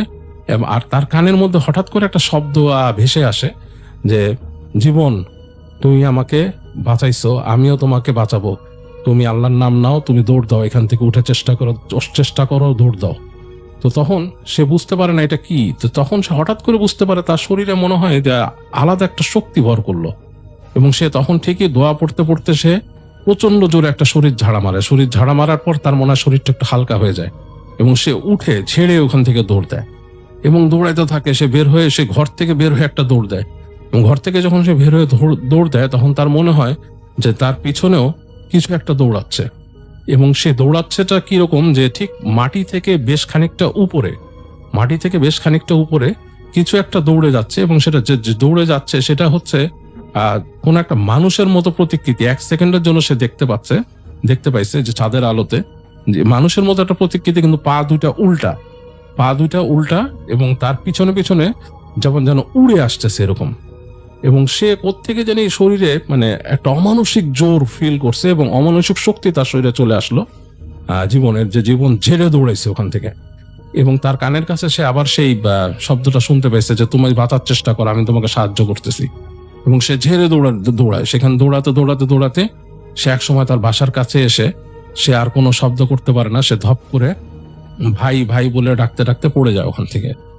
তো যখন সে বাসার কাছে উঠানের কাছে সে পড়ে যায় তো তার ভাই তার ডাক শুনে দৌড় দিয়ে বের হয় ঘর থেকে বের হয়ে দেখে যে জীবন পড়ে আছে। তো এসে তাড়াতাড়ি জীবনকে সে ধরে সে তার গায়ে পানি দেয়, তার মুখে পানি টানি দিয়ে তাকে জিজ্ঞেস করে কি হয়েছে। তো সে হাঁপাচ্ছে, বলতে পারে না ঠিক মতো। তো তার ভাই তাড়াতাড়ি মাথায় হাত টাত বুলায় দোয়া পড়তে থাকে এবং তাকে বলে যে আচ্ছা তারা আস্তে ধীরে পরে শুনি তোর কাছ থেকে। তো পরে যখন জীবনের আস্তে আস্তে একটু সম্মিত ফিরে পায় সে, তখন সে তার ভাইকে বলে যে এরকম ব্যাপার। তো তার ভাই তখন তার কথা শুনে বলে তোরে বলছিলাম না আমি, তুই তো আমার সাথে রাগ দেখা গেলি ওখানে, ওই মিষ্টি খাওয়ার জন্য পরে গেলি আর আমাকে বিশ্বাস করলি না তুই। তো জীবন বলে যে হ্যাঁ আমি এখন বিশ্বাস করছি। তো তখন তার ভাই বলে যে আসলে কি হয়েছে, তুই ওই যে এক সাপ দেখছিলি, ওই সাপটা সম্ভবত আর একটা কোনো জিন ছিল, যে জিনটাকে তুই রাস্তার মধ্যে আটকা অবস্থা ছাড়াই দিছিস এবং সে পরবর্তীতে তো সাহায্য করছে, নাহলে তোরে কিন্তু ওই ইসে আজকে মেরেই ফেলতো। ওইখানে বদ জিন থাকে, তোকে আমি বলেছি যে ওই জায়গায় কোনো বদ জিন থাকে এবং সেই বদ জিন মানুষ পেলেই মেরে ফেলে, এরকম একলা পেলে। এবং এই কারণেই কিন্তু এখন আর আমি রাতের বেলা কখনোই ওই ক্ষেতের পাড়ে ওখানে আর ওকে পাহারা দিতে যাই না এবং অনেকেই যায় না, কেউই এখন থাকে না। দেখ ওই ঘর কিন্তু পড়ে দিছে এরকম, দিনের বেলা কেউ গেলে যায়, রাত্রে আর কেউ থাকে না এখন। তো যাই হোক, এইভাবে জীবনের ভাই জীবনকে বোঝায় এবং জীবনও বুঝতে পারে আসলে ব্যাপারটা খুবই সিরিয়াস ছিল এবং সে তার ভাইয়ের কথাটা পুরোপুরি বিশ্বাস করে এবং এরপরে সে কখনো আর এই ব্যাপারে দ্বিমত পোষণ করেনি। আসসালামু আলাইকুম রাসেল ভাই, আশা করছি আপনি ভালো আছেন। আজকে আমি যেই ঘটনাটি আপনার সঙ্গে শেয়ার করছি, এই ঘটনাটা একটা নতুন অ্যাম্বুলেন্স ড্রাইভারের। যেই ছেলেটা ছিল অত্যন্ত বেশি সাহসী একটা ছেলে, ভূত পেতে একদমই সে বিশ্বাস করতো না। মানে তার এমন একটা অবস্থা, সে এই সমস্ত বিষয়গুলোর সঙ্গে চ্যালেঞ্জ করেই এই যে রাত্রের বেলা অ্যাম্বুলেন্সের ড্রাইভারি করার সিদ্ধান্ত নেন। তো যেই দিনের ঘটনা, সেই দিন রাত 3টা বাজে। শহরের হসপিটালের এমার্জেন্সি বিভাগ প্রায় ফাঁকা, বাহিরে টুপটুপ বৃষ্টি পড়ছে আর দূর থেকে কোথাও বজ্রপথের আলো, মাঝে মধ্যে পুরো আকাশটা সহ পুরো হসপিটালটাই যেন আলোকিত হয়ে যাচ্ছে। মনে হচ্ছে অন্য দিনের বৃষ্টির থেকে আজকের বৃষ্টিটা একটু ভিন্ন ধরনের। সেদিন হঠাৎ হসপিটাল থেকে জরুরি বিভাগের একটা কল আসে। পাশের এক গ্রামে ভয়ানক একটা দুর্ঘটনা ঘটে গেছে। একজন আহত মানুষকে দ্রুত হসপিটালে নিয়ে আসতে হবে। নাসির আর ওয়ার্ড বয় জসিম দ্রুত রওনা দিল সেই দুর্ঘটনার ঘটা স্থানে। গ্রামটা ছিল বেশ খানিকটা দূরে। রাস্তার দুপাশে শুধু জঙ্গল আর পুরনো পুরনো অনেকগুলো কবরস্থান। যখন তারা ঘটনাস্থানে পৌঁছায় তখন আশেপাশে অদ্ভুত রকমের একটা নীরবতা। কোনো মানুষ নেই, কোনো কিছুই নেই। শুধু রাস্তার উল্টো পাশে থাকা একটা মোটরসাইকেল যেন মনে হচ্ছে অ্যাক্সিডেন্ট করেছে। আর একটু দূরে দাঁড়িয়ে ছিল একটা লোক। লোকটা শরীরে সাদা পাঞ্জাবি পরা, পুরো শরীরে রক্ত ভেজা আর মাথা নিচু করে দাঁড়িয়ে আছে। কেমন যেন গঙ্গানি শব্দ শুনতে পাচ্ছে জসিম। তারপর জসিম দৌড়ে গিয়ে বলল, আপনি কি আহত? কিভাবে এটা হলো? চলেন আপনাকে হসপিটালে নিয়ে যাই, আমরা হসপিটাল থেকে এসেছি। লোকটা খুব দূরে দূরে ধীরে ধীরে মাথা তুলল। জসিম দেখল তার মুখের অর্ধেকটা থেতলে গেছে, একটা চোখ নেই। ভীষণভাবে ইনজুরি হয়ে গেছে লোকটা। তবুও সে ফিসফিস করে বলল, আমাকে হাসপাতালে নিয়ে যান। তারপর জসিম বেশ খানিকটা ভয় পেল এবং ভয় পেলেও তারা লোকটাকে খুব দ্রুত অ্যাম্বুলেন্সে তুলে নিল। গাড়ি চলতে শুরু করার কিছুক্ষণ পর থেকেই অদ্ভুত রকমের ঘটনা শুরু হয় এই অ্যাম্বুলেন্সটার সাথে। হার্ট মনিটর নিজের থেকে বিপ দিতে থাকে, যদিও সেটার সাথে কাউকে এখন পর্যন্ত লাগানো হয়নি। তারপর অ্যাম্বুলেন্সের ভিতরের বাতিগুলো বারবার জ্বলতে নিভতে শুরু করে দিল। জসিম পিছনে বসে আঘাতকৃত লোকটার দিকে তাকিয়েছিল। জসিম হঠাৎ করেই খেয়াল করল লোকটা এক দৃষ্টিতে তার দিকে তাকিয়ে আছে, একটুও পলক ফেলতেছে না।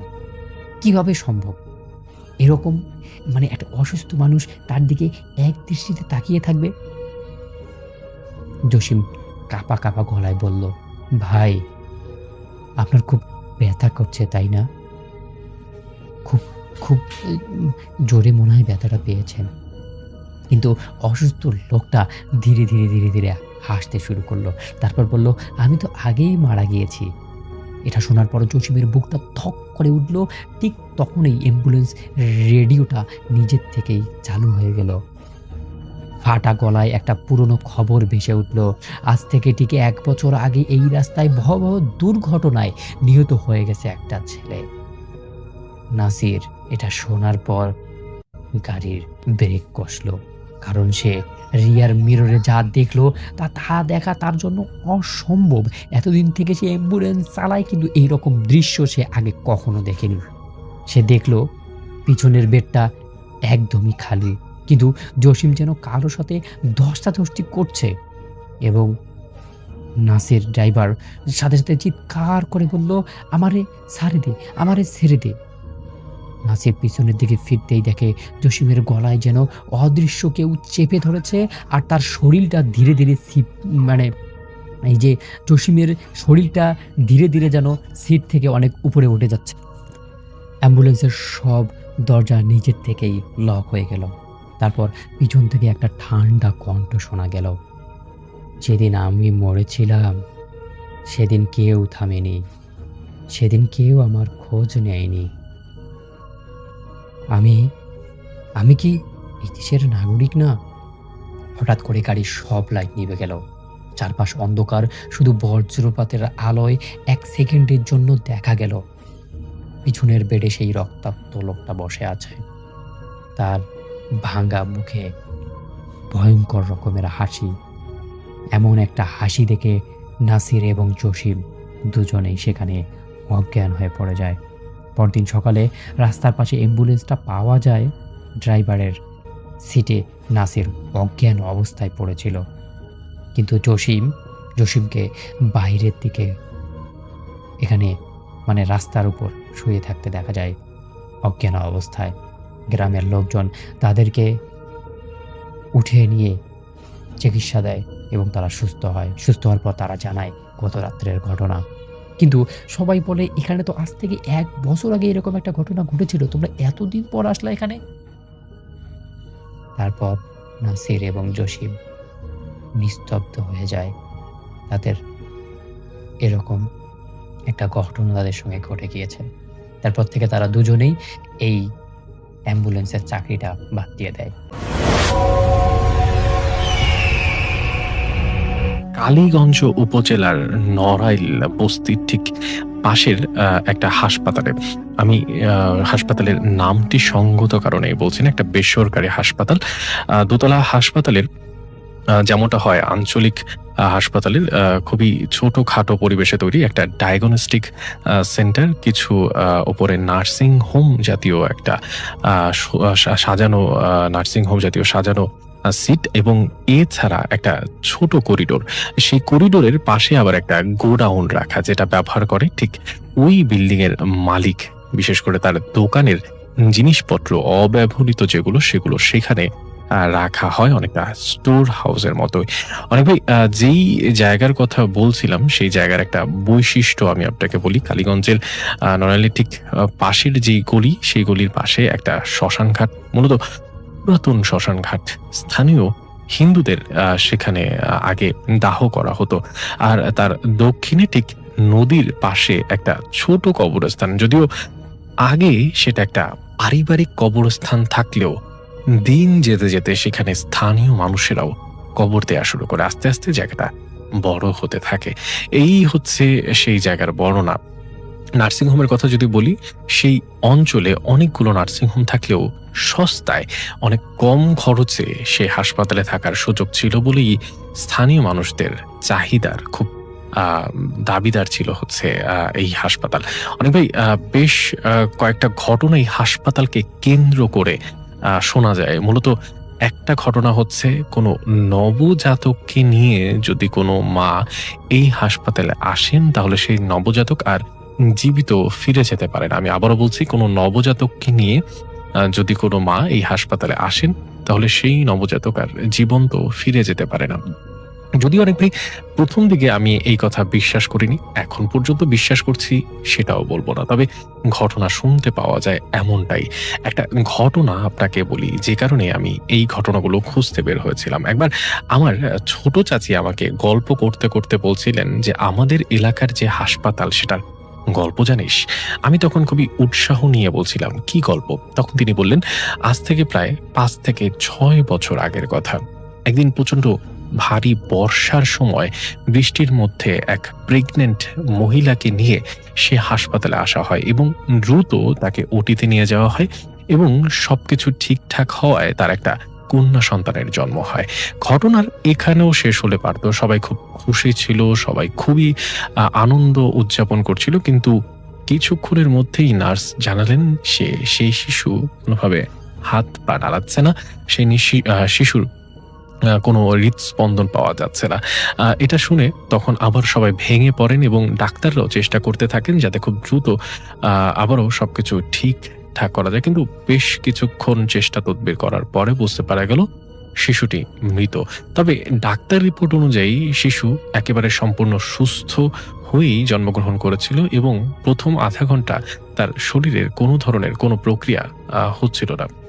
অনেকবার ঘটনার এখানেই শেষ হলে পারত। পরবর্তীতে সেই শিশুটিকে গোসল করানোর জন্য যখন নিয়ে যাওয়া হয় তখন দেখা যায় যে সেই শিশুর হাত এবং পা সবগুলোকে উল্টো দিকে ঘুরিয়ে রাখা। মনে হচ্ছে ঠিক একটা পুতুলকে যেমন উল্টো করে রাখা হয়, হাত পা ঘুরিয়ে রাখা যায়, ঠিক তেমনটা। শুনতে অদ্ভুত লাগতেই পারে। পরবর্তীতে সেই হাসপাতালের নামে সে পরিবার স্টেপ নেন এবং সেটা নিয়েও অনেক পরিমাণে জল খোলা হয় এবং স্থানীয় পত্রিকাতেও লেখা হয়। অনেক ভাই, এটাই যে একমাত্র ঘটনা তা কিন্তু নয়। এরকম আরো বেশ কয়েকটা ঘটনা ঘটার পরে, বিশেষ করে এরকম ঘটনা ঘটার পরে সেই হাসপাতালে জন্ম যে সিস্টেম সেটাকে একদমই বন্ধ করে দেওয়া হয়। অনেকবার এবার আসে হচ্ছে আমি যে ঘটনাটা জানতে পারি সেই ঘটনার বিষয়ে। আমি যখন প্রথমবার সেই হাসপাতালের করিডোরে ঘুরে দেখি তখন আমার কাছে সবকিছু খুব স্বাভাবিক মনে হচ্ছিল, কিন্তু আমার খুব ইচ্ছে ছিল যে কোনোভাবেই এই হাসপাতালের একজন আয়ার সঙ্গে আমার কথা বলতে হবে এবং পারলে তার থেকে কোনো ঘটনা যদি আমি জানতে পারি তাহলে জেনে নিতে হবে। যেই ভাবা সেই কাজ। আমি পুরোটা হাসপাতাল ঘুরে একজন আয়ার সঙ্গে ভালো সম্পর্ক করতে পারি এবং পরিশেষে তার সঙ্গে কথা বলে এবং কিছু তদবির দিয়ে কিছু ঘটনা জানতে পারি, যেগুলো হয়তোবা আপনি জানলেও আপনার শরীরের লোম দাঁড়িয়ে যাবে। অনেক ভাই, আমি ১ম ঘটনা আপনাকে শেয়ার করছি। একদিন রাতের বেলা এই হসপিটালে একজন ভর্তি রোগী ছিলেন এবং তিনি প্রচণ্ড পরিমাণে পেইনে কাতরাচ্ছিলেন এবং হুট করেই নাকি তিনি দেখতে পেলেন যে তার রুমের মধ্যে একজন ভয়ংকর লোক ঢুকেছেন, যার পুরো শরীরে লোম। এটি দেখে সেই লোকটি আরো জোরে চিৎকার করতে শুরু করে। পরবর্তীতে নার্সরা আসার পরে নার্সরাও নাকি দেখতে পায় যে সেই শরীরের উপরে একটা কালো ছায়া ঠিক তার বুকের উপরে চেপে বসে আছে। পরবর্তীতে নার্সরা চিৎকার করলে সবকিছুই যেন আবার স্বাভাবিক হতে শুরু করে। হুট করেই সেই ছায়াটা অদৃশ্য হয়ে যায় এবং সবকিছুই আবার আগের মতো নরমাল হয়ে যায়।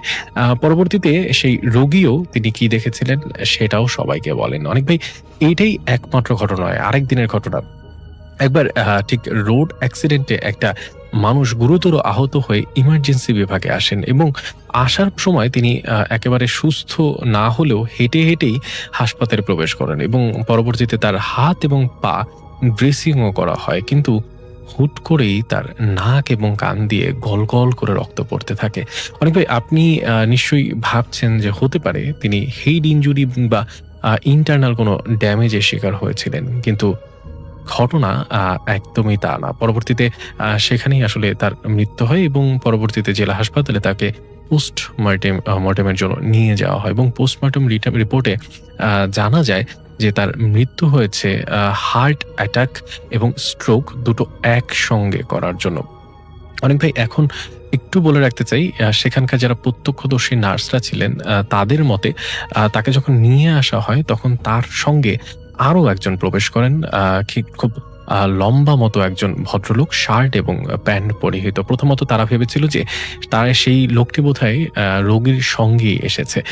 পরবর্তীতে যখন খুব ইমার্জেন্সি সিচুয়েশন তৈরি হয় এবং তার নাক এবং কান দিয়ে রক্ত পড়তে থাকে, তখন আসলে সেই লোকটি নাকি ঠিক রুমের কোনায় দাঁড়িয়ে কিছু একটা বিড়বিড় করছিল। পরবর্তীতে সেই নার্সরা যখন সবাইকে বের করে দেন রুম থেকে, তখন তাকেও বের করে দেওয়ার জন্য যখন গিয়েছে, তখন দেখে যে সেখানে আসলে হুট করেই সেই প্রতিবিম্বটি আস্তে আস্তে অদৃশ্য হচ্ছে। তার মানে চোখের সামনে সেই মানুষটি যেন অদৃশ্য হাওয়ায় মিলিয়ে যাচ্ছে। ঘটনার এখানেও শেষ হলে পারত। পরবর্তীতে সেই রোগীর স্বজনদেরকে জিজ্ঞেস করা হয়, আপনাদের সঙ্গে যে লোকটি এসেছিলেন লম্বা করে, সেই লোকটি আসলে কে, আপনাদের পরিচিত কেউ কিনা? তখন রোগীর যে স্বজনরা যারা সাথে এসেছিলেন তারা খুব অবাক হয়ে যান এবং বলেন, কই না তো, আমাদের সঙ্গে এমন বলতে কেউ তো আসেনি, এমনকি আমরা তো এই হাসপাতালে এখানে ঢোকার পরে এমন কাউকে দেখিওনি। অনেক ভাই, এরকম অনেকগুলো ঘটনাই হাসপাতালকে কেন্দ্র করে কিন্তু আছে। আরেকটা ছোট ঘটনা একেবারে শেষ সময় আপনাকে বলতে চাই, সেটা হচ্ছে এই হাসপাতালের আগের একটা ইতিহাস আছে। ইতিহাস বলতে, এই হাসপাতাল যেখানে নির্মাণ করা হয়েছে সেখানে ১৯৭১ সালের সময় একটা গণহত্যা হয় এবং তারপরে এখানে গণকবর দেওয়া হয়। পরবর্তীতে এখানে গণকবরের যে স্মারকলিপি সেটাও স্থাপন করা হয়, কিন্তু স্থানীয় একজন প্রভাবশালী ব্যক্তি সেই স্মারকলিপিকে উপড়ে ফেলে পরবর্তীতে সেখানে হাসপাতাল প্রতিষ্ঠা করে। অনেকে সেই হাসপাতালটি এখনো আছে, আপনি চাইলে এখনো সেখানে যেতে পারবেন, ভিজিট করতে পারবেন।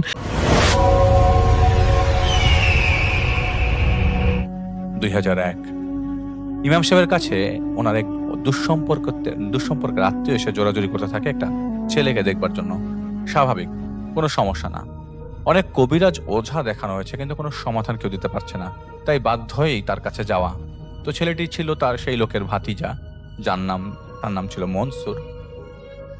তো বদমাইশি আর বেয়াদবির কারণে এলাকায় ওনার নাম হয়ে ডাক হয়েছিল মনসুর মাস্তান। যেখানে ঘটনাটা ঘটেছিল সেটা কুষ্টিয়ার কোনো একটি এলাকা, যেখানে নাম প্রকাশে নিষেধ থাকায় ইমাম সাহেব সেই এলাকার নামটি উল্লেখ করেননি। কয়েক বছর পেছনে ফিরে যাই। ১৯৮২ সালের ঘটনা। তখন মনসুরের বয়স ৮-১০ বছর। হঠাৎ একদিন মনসুরকে খুঁজে পাওয়া যাচ্ছিল না। বাইরে খেলাধুলা করে খাবার খাওয়ার জন্য বাড়িতে ফেরার কথা সেই দুপুরে, কিন্তু এদিকে সন্ধ্যা করে রাত হয়ে যাবার পরও মনসুরের কোনো হদিশ নেই। টানা 2 দিন খোঁজ চলতে থাকে।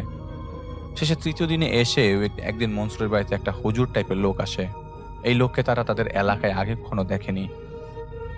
এসে মনসুরের মাকে বলে, তোর ছেলেটা খুব বিপদের মধ্যে আছে রে, যার খপ্পরেও পড়েছে সে একদমই স্বাভাবিক কেউ না। এদিকে মনসুরের মা এটা শুনে আবারও কান্নাকাটি শুরু করে দিয়েছে, কারণ এটা কি বলছে লোকটা।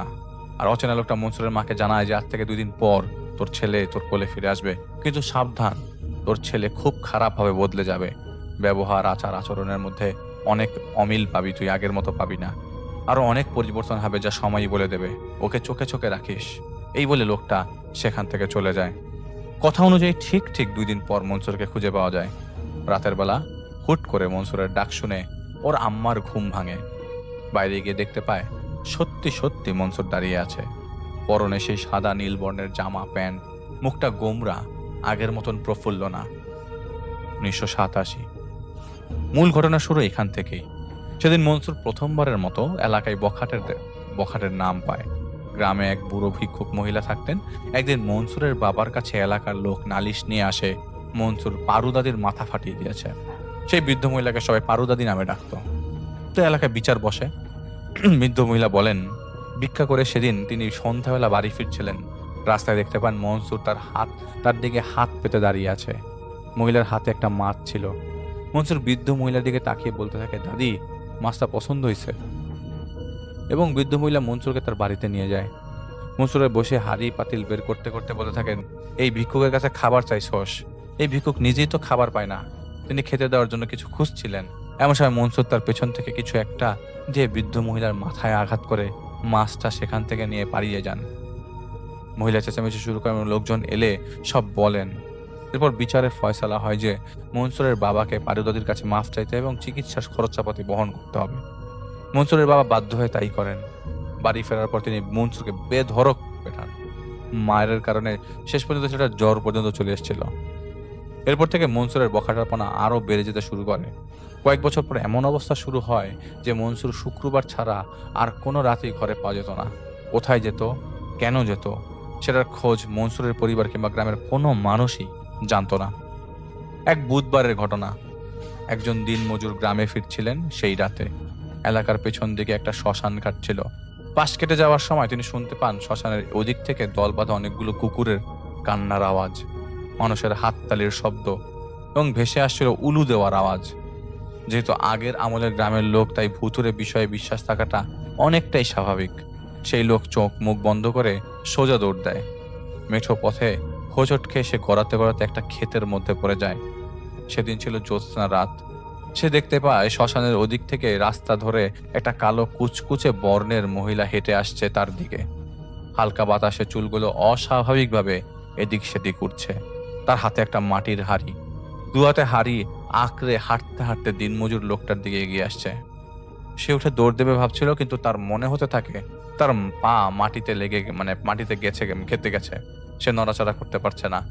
মহিলাটা তার কাছে এসে মাটির হাঁড়িটা রাস্তার মাঝে ফেলে দিয়ে প্রায় আধ হাতের মতো জিহ্বা বের করে পৈশাচিক ভঙ্গিতে হাসতে শুরু করে দেয়। হাসির শব্দে লোকটার মনে থাকে যে তার কান ফেটে এখনই রক্ত বেরিয়ে আসবে। কোনো রকমে উঠে দাঁড়িয়ে এসে ক্ষেতের মধ্যে দিয়ে আল্লাহ আল্লাহ করতে করতে দৌড়ানো শুরু করেন এবং এলাকার মসজিদের সামনে এসে জ্ঞান হারায়। সে ওই এলাকার মসজিদের ইমামকে বলেছিল রাতের ঘটনাটা। তিনি লোকটিকে ঝাড়ফুঁক করে দিয়েছিল। সেই লোকের সাথে সেদিন থেকে কিছু উদ্ভট ঘটনা শুরু হয় এবং যা ছিল মনসুর কেন্দ্রিক।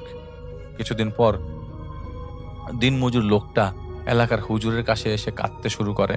হুজুর জিজ্ঞেস করলে লোকটা বলে, ওই দিন বাড়ি ফেরার পরে রাতে শুয়েছিলেন তিনি। হঠাৎ তার ঘুম ভাঙে বিদ্যুৎ চমকানোর শব্দে। উঠেই দেখতে পান বাইরে প্রচন্ড রকমের ঝড় বৃষ্টি হচ্ছে। তার বাড়ির বরাবর ছিল তাদের এলাকার একটি রাস্তা। হুটহাট হতে থাকা বিদ্যুৎ চমকানোর আলোতে তার মনে হতে থাকে যে রাস্তার উপরে কেউ একজন বোধহয় দাঁড়িয়ে আছে, হাতের ইশারায় তাকে ডাকার চেষ্টা করছে। লোকটা অসহায় ভেবে রাস্তায় থাকা মানুষটার কাছে যায়। সামান্য দূর এগোতেই সে বুঝতে পারে এটি একজন মহিলা এবং ওই দিনে রাস্তায় তার পিছু নেওয়া মহিলাটাই এটা। কাছে আসার পর বিদ্যুৎ চমকানোর আলোতে সে স্পষ্ট দেখতে পায় কালো কুচকুচে চেহারাটা রাগে দাঁত কিটকিট করে গড়গড় করছে। মাথায় লম্বা করে সিঁদুর দেওয়া বৃষ্টির মাঝে ধুয়ে ধুয়ে পড়ছে। তিনি আর কোনো কিছু না ভেবে সেখান থেকে দৌড়ে পালান। ঘরে ঢুকে স্ত্রীকে ডেকে তুলতে যাবার উদ্দেশ্যে তিনি নিয়ে গায়ে হাত দেয়। ওনার স্ত্রী ওনার দিকে ফিরতে তিনি দেখতে পান তার স্ত্রীর চেহারা কালো কুচকুচে বর্ণের হয়ে গেছে। চোখ দুটো স্বাভাবিক তুলনায় বেশ বড়, লম্বা চুলের মতো জিহ্বাটাও বেরিয়ে আছে, সিঁথিতে লম্বালম্বি করে দেওয়া সিঁদুর। লোকটা ভয়ের ঝটকায় তার স্ত্রীর গা ছেড়ে দু তিন হাত পেছনে চলে আসে। এমন সময় উনি বুঝতে পারেন ওনার স্ত্রী ওনার গা ধরে ধাক্কাতে ধাক্কাতে জিজ্ঞেস করছে, কি হয়েছে, এত ভয় পেলেন কেন?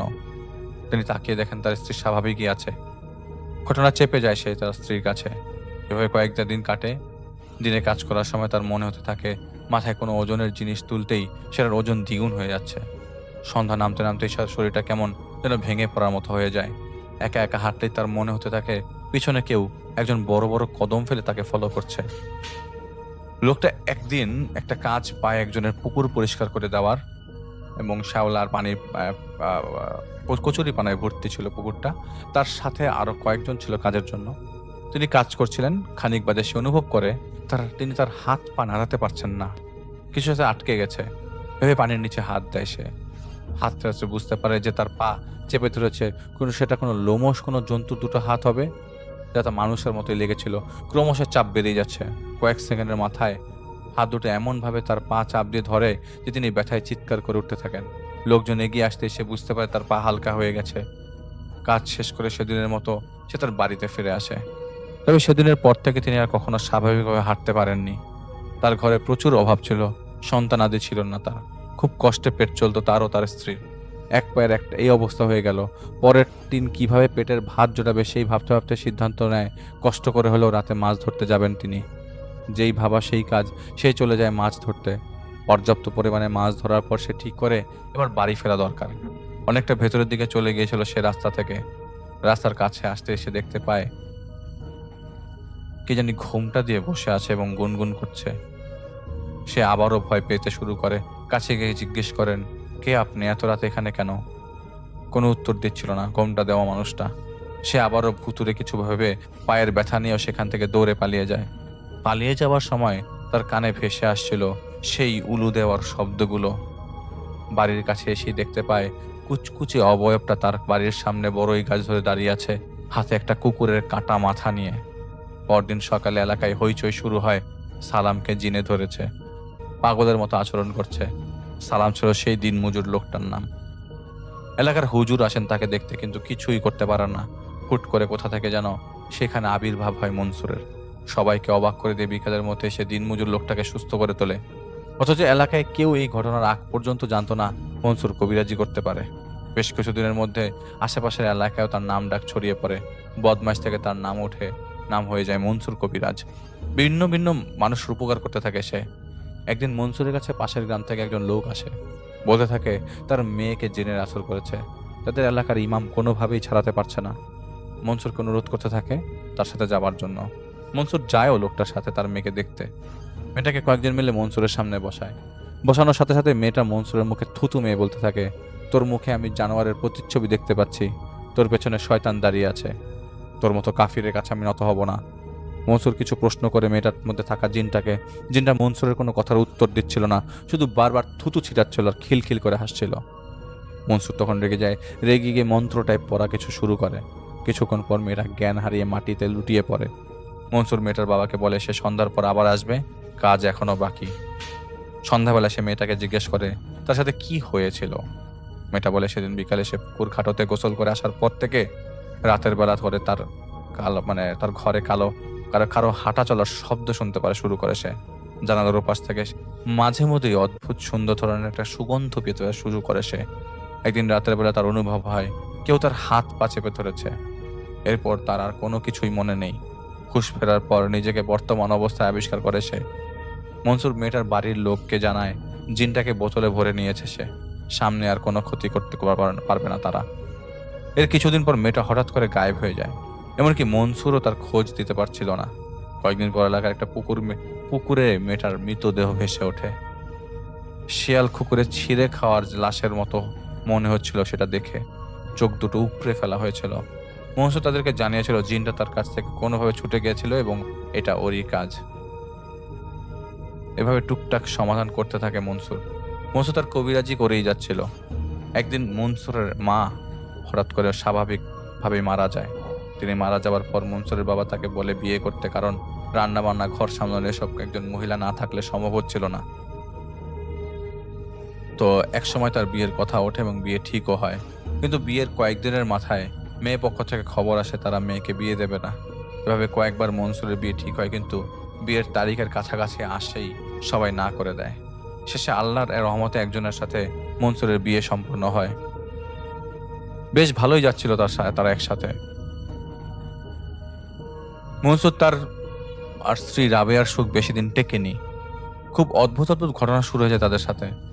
রাবেয়া তখন ছিল অন্তঃসত্ত্বা। একদিন রাতের বেলা সে হুট করে ঘুম থেকে চেঁচিয়ে ওঠে তার স্বামী মনসুরের গায়ের উপর প্রচন্ডভাবে কিল ঘুষি মারতে শুরু করে। মনসুর উঠে রাবেয়াকে শান্ত করার চেষ্টা করছিল, কিন্তু রাবেয়া পাগলের মতো করে মনসুরের দিকে বেহুশের ন্যায় উদ্দেশ্য করে বলছিল, তোর পোষা জানোয়ারটা আমার বাচ্চাটাকে খেয়ে ফেলবে, তোর শয়তান জানোয়ারটা আমাকে হুমকি দিয়ে গেছে। মনসুর রেগে গিয়ে রাবেয়াকে চর মারতেই রাবেয়া জ্ঞান হারিয়ে পড়ে যায়। জ্ঞান ফিরতে ফিরতে পরদিন দুপুর হয়ে আসে। সবাই জিজ্ঞাসা করার পর রাবেয়া বলে, আমি আর মনসুরের সাথে থাকবো না, আমি বাপের বাড়ি যাচ্ছিলাম গরুর গাড়িতে করে। মনসুর আমার মুখ বরাবর বসা ছিল। হঠাৎ করে এই গাড়ির চাকা একটা গর্তের ভেতর পড়ে যাওয়ার কারণে আমাদের গাড়িটা থেমে যায়। এদিকে সন্ধ্যা হয়ে আসছিল। মনসুর আর চালক অনেক টেনো গর্ত থেকে চাকা উদ্ধার করতে পারছিল না। হঠাৎ দূর থেকে মাথায় ঘোমটা দেওয়া বেশ উঁচা লম্বা হাইটের একজন মহিলা তাদের দিকে আসতে শুরু করে। কাছে এসে সে একটা হাতেই চাকাটা গর্ত থেকে বের করে ফেলে। সে আমাদের সাথে আমাদের গাড়িতে চড়ে বসে। কিছু দূর যাওয়ার পর চালক গাড়ি থেমে জঙ্গলের দিকে ছুটে চলে যায়। তার পিছু পিছু মনসুরও দৌড় দেয়। অনেকক্ষণ পর তার আর কেউ আসছিল না দেখে সেই মহিলাটা তার দিকে যায়, কিন্তু আশ্চর্য, তিনজনের একজনও আর ফিরে আসছিল না। তো মহিলা জঙ্গলের দিকে হাঁটা দেয়। কিছু দূর যাওয়ার পর ওদের দুজনকে দেখে তার গলা শুকিয়ে কাঠ হয়ে যায়। ঝোপের আড়ালে উকি মারতে থাকে সে। কালো কুচকুচে চেহারা একটা মহিলা প্রায় আধ হাতের মতো জিহ্বা বের করে দাঁড়িয়ে আছে। গাড়ির চালক এমনভাবে মাথা কাত করে মহিলাটার সামনে হাঁটু গেড়ে বসে আছে যেন তাকে বলি দেবার জন্য বেঁধে রাখা হয়েছে। মনসুর সামনের ঝোপ থেকে বেরিয়ে এসে একটা দা দিয়ে এক কোপে চালকের শরীর থেকে মাথাটা বিচ্ছিন্ন করে দেয়। সাথে সাথে মহিলাটা চোখ মুখ ফুটে উঠে একটা পৈশাচিক হাসি। এক হাতে কাটা মাথাটা তুলে নিয়ে দু হাত দিয়ে পিষে ফেলতে শুরু করে সে। আর মনসুর নিচু হয়ে কুকুরের মতো জিব্বা বের করে বলি দেওয়ার লোকটার রক্ত খেতে শুরু করে। হুট করে কালো মহিলাটা ঝোপের দিকে তাকায় এবং এই মনসুরের ওয়াইফকে দেখে। মনসুরকে বলে, যা জানোয়ারটাকে ধরে নিয়ে আয়, ওকে আর ওর বাচ্চাটাকে জবাই করে মাটিতে পুঁতে রাখবো। মনসুর ওই মহিলার দিকে দৌড় দিতে শুরু করে, চিৎকার করে দিয়ে উঠে এবং তার ঘুম ভেঙে যায়। এরপর আর কিছু মনে ছিল না তার, এটা স্বপ্নে তিনি দেখেছেন। মনসুর সান্ত্বনা দেওয়ার জন্য বলেন, এরকম দুঃস্বপ্ন দেখাটাই স্বাভাবিক, সবাই দেখে মাঝে মাঝে। কিন্তু তার স্ত্রীর কথা শুনে মনে হয় মনে মনে সে ঘাবড়ে যায়, কারণ সে নানা রকমের সমস্যার সমাধান করেছে অনেক দিন। কোন জিন তাদের পেছনে পড়েছে তা নিয়ে সে দুশ্চিন্তায় ভুগতে শুরু করে দেয়। যাই হোক, সে তার নিজ ক্ষমতা বলে তার স্ত্রীকে কোনোভাবে সুস্থ করেন সেই সময়, কিন্তু সমস্যার কারণ সে কাউকেই জানাতে চাইছিল না। এরপর মাসখানেক পর রাবেয়ার বাপের বাড়ি থেকে তার মা ছোট বোন আসেন তাকে নিয়ে যেতে, যেহেতু মেয়ে অন্তঃসত্ত্বা। মনসুর সেদিন কোনো একটা কাজ কয়েকদিনের জন্য দূরে অবস্থান করছিল।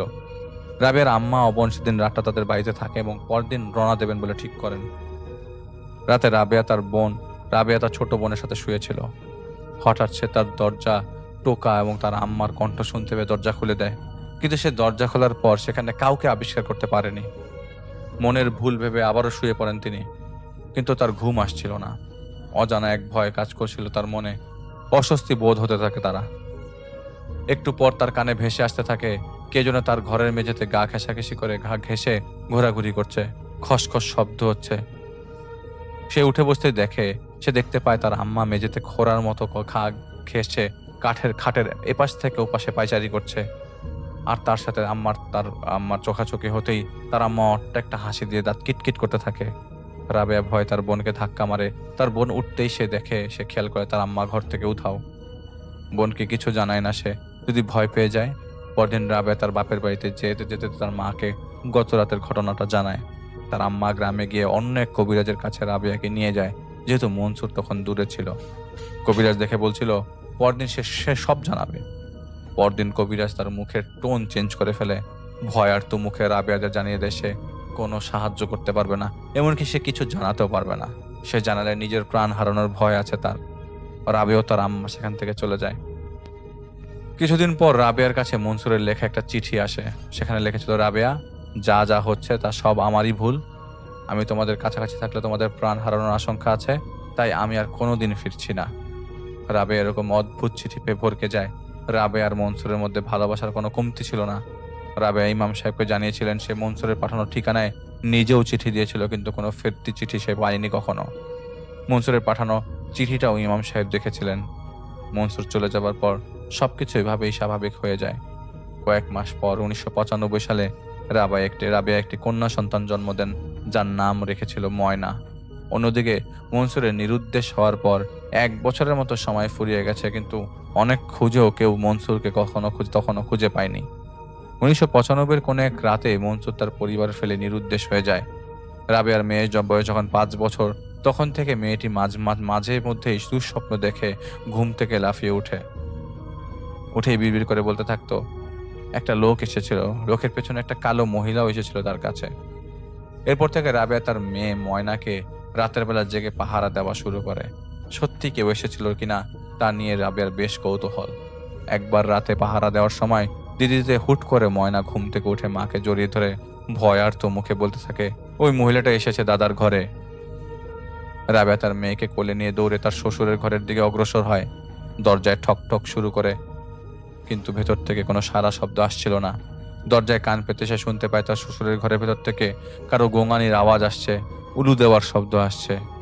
ভয় পেয়ে দোয়া পড়তে শুরু করতেই ভেতর থেকে মহিলা পুরুষের মিশ্রিত একটা কণ্ঠ ভেসে আসে তার কানে। আমি অনুমতি না দেওয়া সত্ত্বেও তোর স্বামী তোর মেয়ের সাথে দেখা করার দুঃসাহস করেছিল, যার শাস্তি স্বরূপ তোদের সবাইকে আমি জ্যান্ত নরবলি দিয়ে তোদের রক্ত দিয়ে স্নান করে গায়ের জ্বালা মেটাবো। শব্দটা থেমে যাওয়ার পরেই রাবেয়া শুনতে পায় তার শ্বশুরের ঘর থেকে থুপ করে একটা শব্দ, থুপ করে কিছু একটা নিচে শব্দ পড়ে যাওয়ার। টানা কয়েকবার সে শুনতে পায় সে শব্দটা, এবং একটা সময় শব্দটা থেমে গিয়ে আপনা আপনি দরজাটা খুলে যায়। রাবেয়া ভেতরে গিয়ে অবাক হয়ে মেয়েকে জড়িয়ে ধরে কাঁদতে শুরু করে। তার শ্বশুরের মাথা থ্যাতলানো দেহটা মেঝেতে কাঁদতে নিথর হয়ে যায় তার রাবেয়ার চোখের সামনেই। লোকজন জড়ো হতে শুরু করে। রাবেয়া তার মেয়ে পুরোপুরিভাবে একা হয়ে পড়ে, কারণ তার শাশুড়ি অনেক আগেই মারা গিয়েছিল। স্বামীর বাড়ি যে ছেড়ে না পড়ছে, বাপের বাড়ি গিয়ে উঠতে না পারছে, একা থাকতে উপায় না পেয়ে রাবেয়া তার মেয়েকে এখানেই বড় করতে শুরু করে। ময়নার দাদা মারা যাওয়ার প্রায় 1 সপ্তাহ পর রাবেয়াকে ময়না জানায় সে গতরাতে তার দাদাকে দরজায় হেলান দিয়ে দাঁড়িয়ে থাকতে দেখেছিল মাথার অধিকাংশ থ্যাতলানো, রক্ত ঝরছে। হাতের ইশারা দিয়ে ময়নাকে বসে বলছিল, দাদু এদিকে আয়, তোর বাবাও আছে, এখানে দেখাই যা। ময়না ভয় পেয়ে তার মার কাছে চলে আসে। পরদিন এক ওঝাকে বাড়িতে নিয়ে আসা হয় রাবেয়ার মা। ওঝা রাবেয়াকে বলছিল, আপনাদের সমস্যাটা আপনাদের স্বামী কেন্দ্রিক।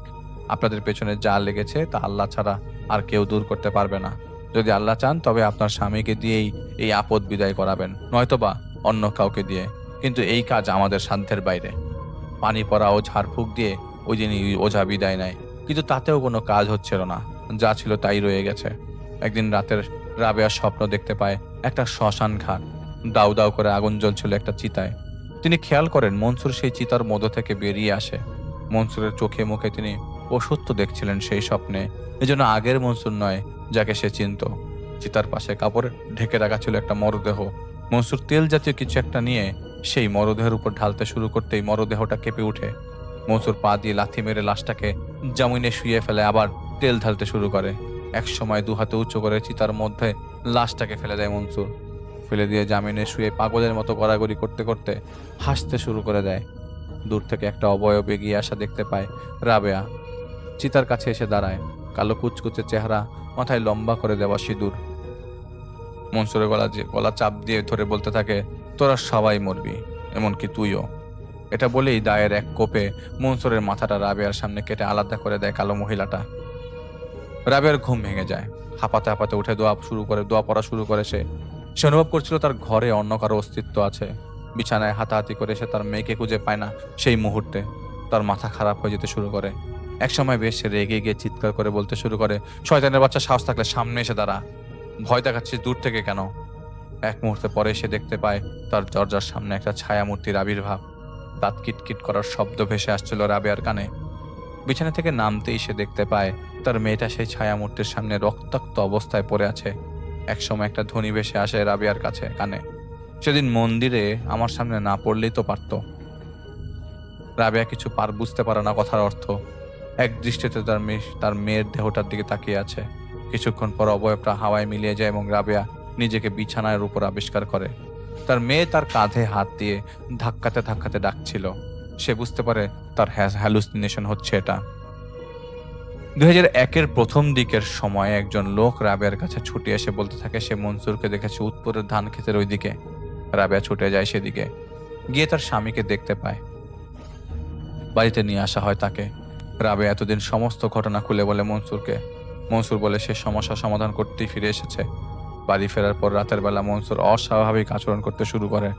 নখ দিয়ে মেঝেতে আচর দিচ্ছিল, কথায় কথায় যাকে তাকে মারধর করছিল, জানে মেরে ফেলার হুমকি পর্যন্ত দিচ্ছিল।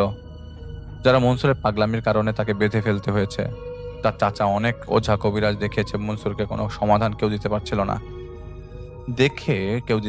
দেখেই এই ইমাম সাহেবের কাছে তারা এসেছিল, যিনি ঘটনাটি শেয়ার করেছেন রাজন ভাইয়ের কাছে। তো ইমাম সাহেব লোকটিকে বলেন রাতটা তার এখনো এখানে থাকার জন্য তিনি আগেই খোঁজ নিয়ে দেখেন, তারপর সিদ্ধান্ত জানাবেন বলেছেন। রাতের বেলা ইমাম সাহেব তার জিনদের স্মরণ করেন। ওনার উপস্থিত হতে ইমাম সাহেব মনসুরের নাম, ঠিকানা এবং ঘটনা জানান। ওনার ফিরে এসে ইমাম সাহেবকে বলেছিল, এটা থেকে দূরে থাকো, তোমারও মঙ্গল আমাদেরও মঙ্গল। এমন না যে আমরা সমাধান করতে পারবো না, পারলেও অনেক বেশি কষ্ট পোহাতে হবে।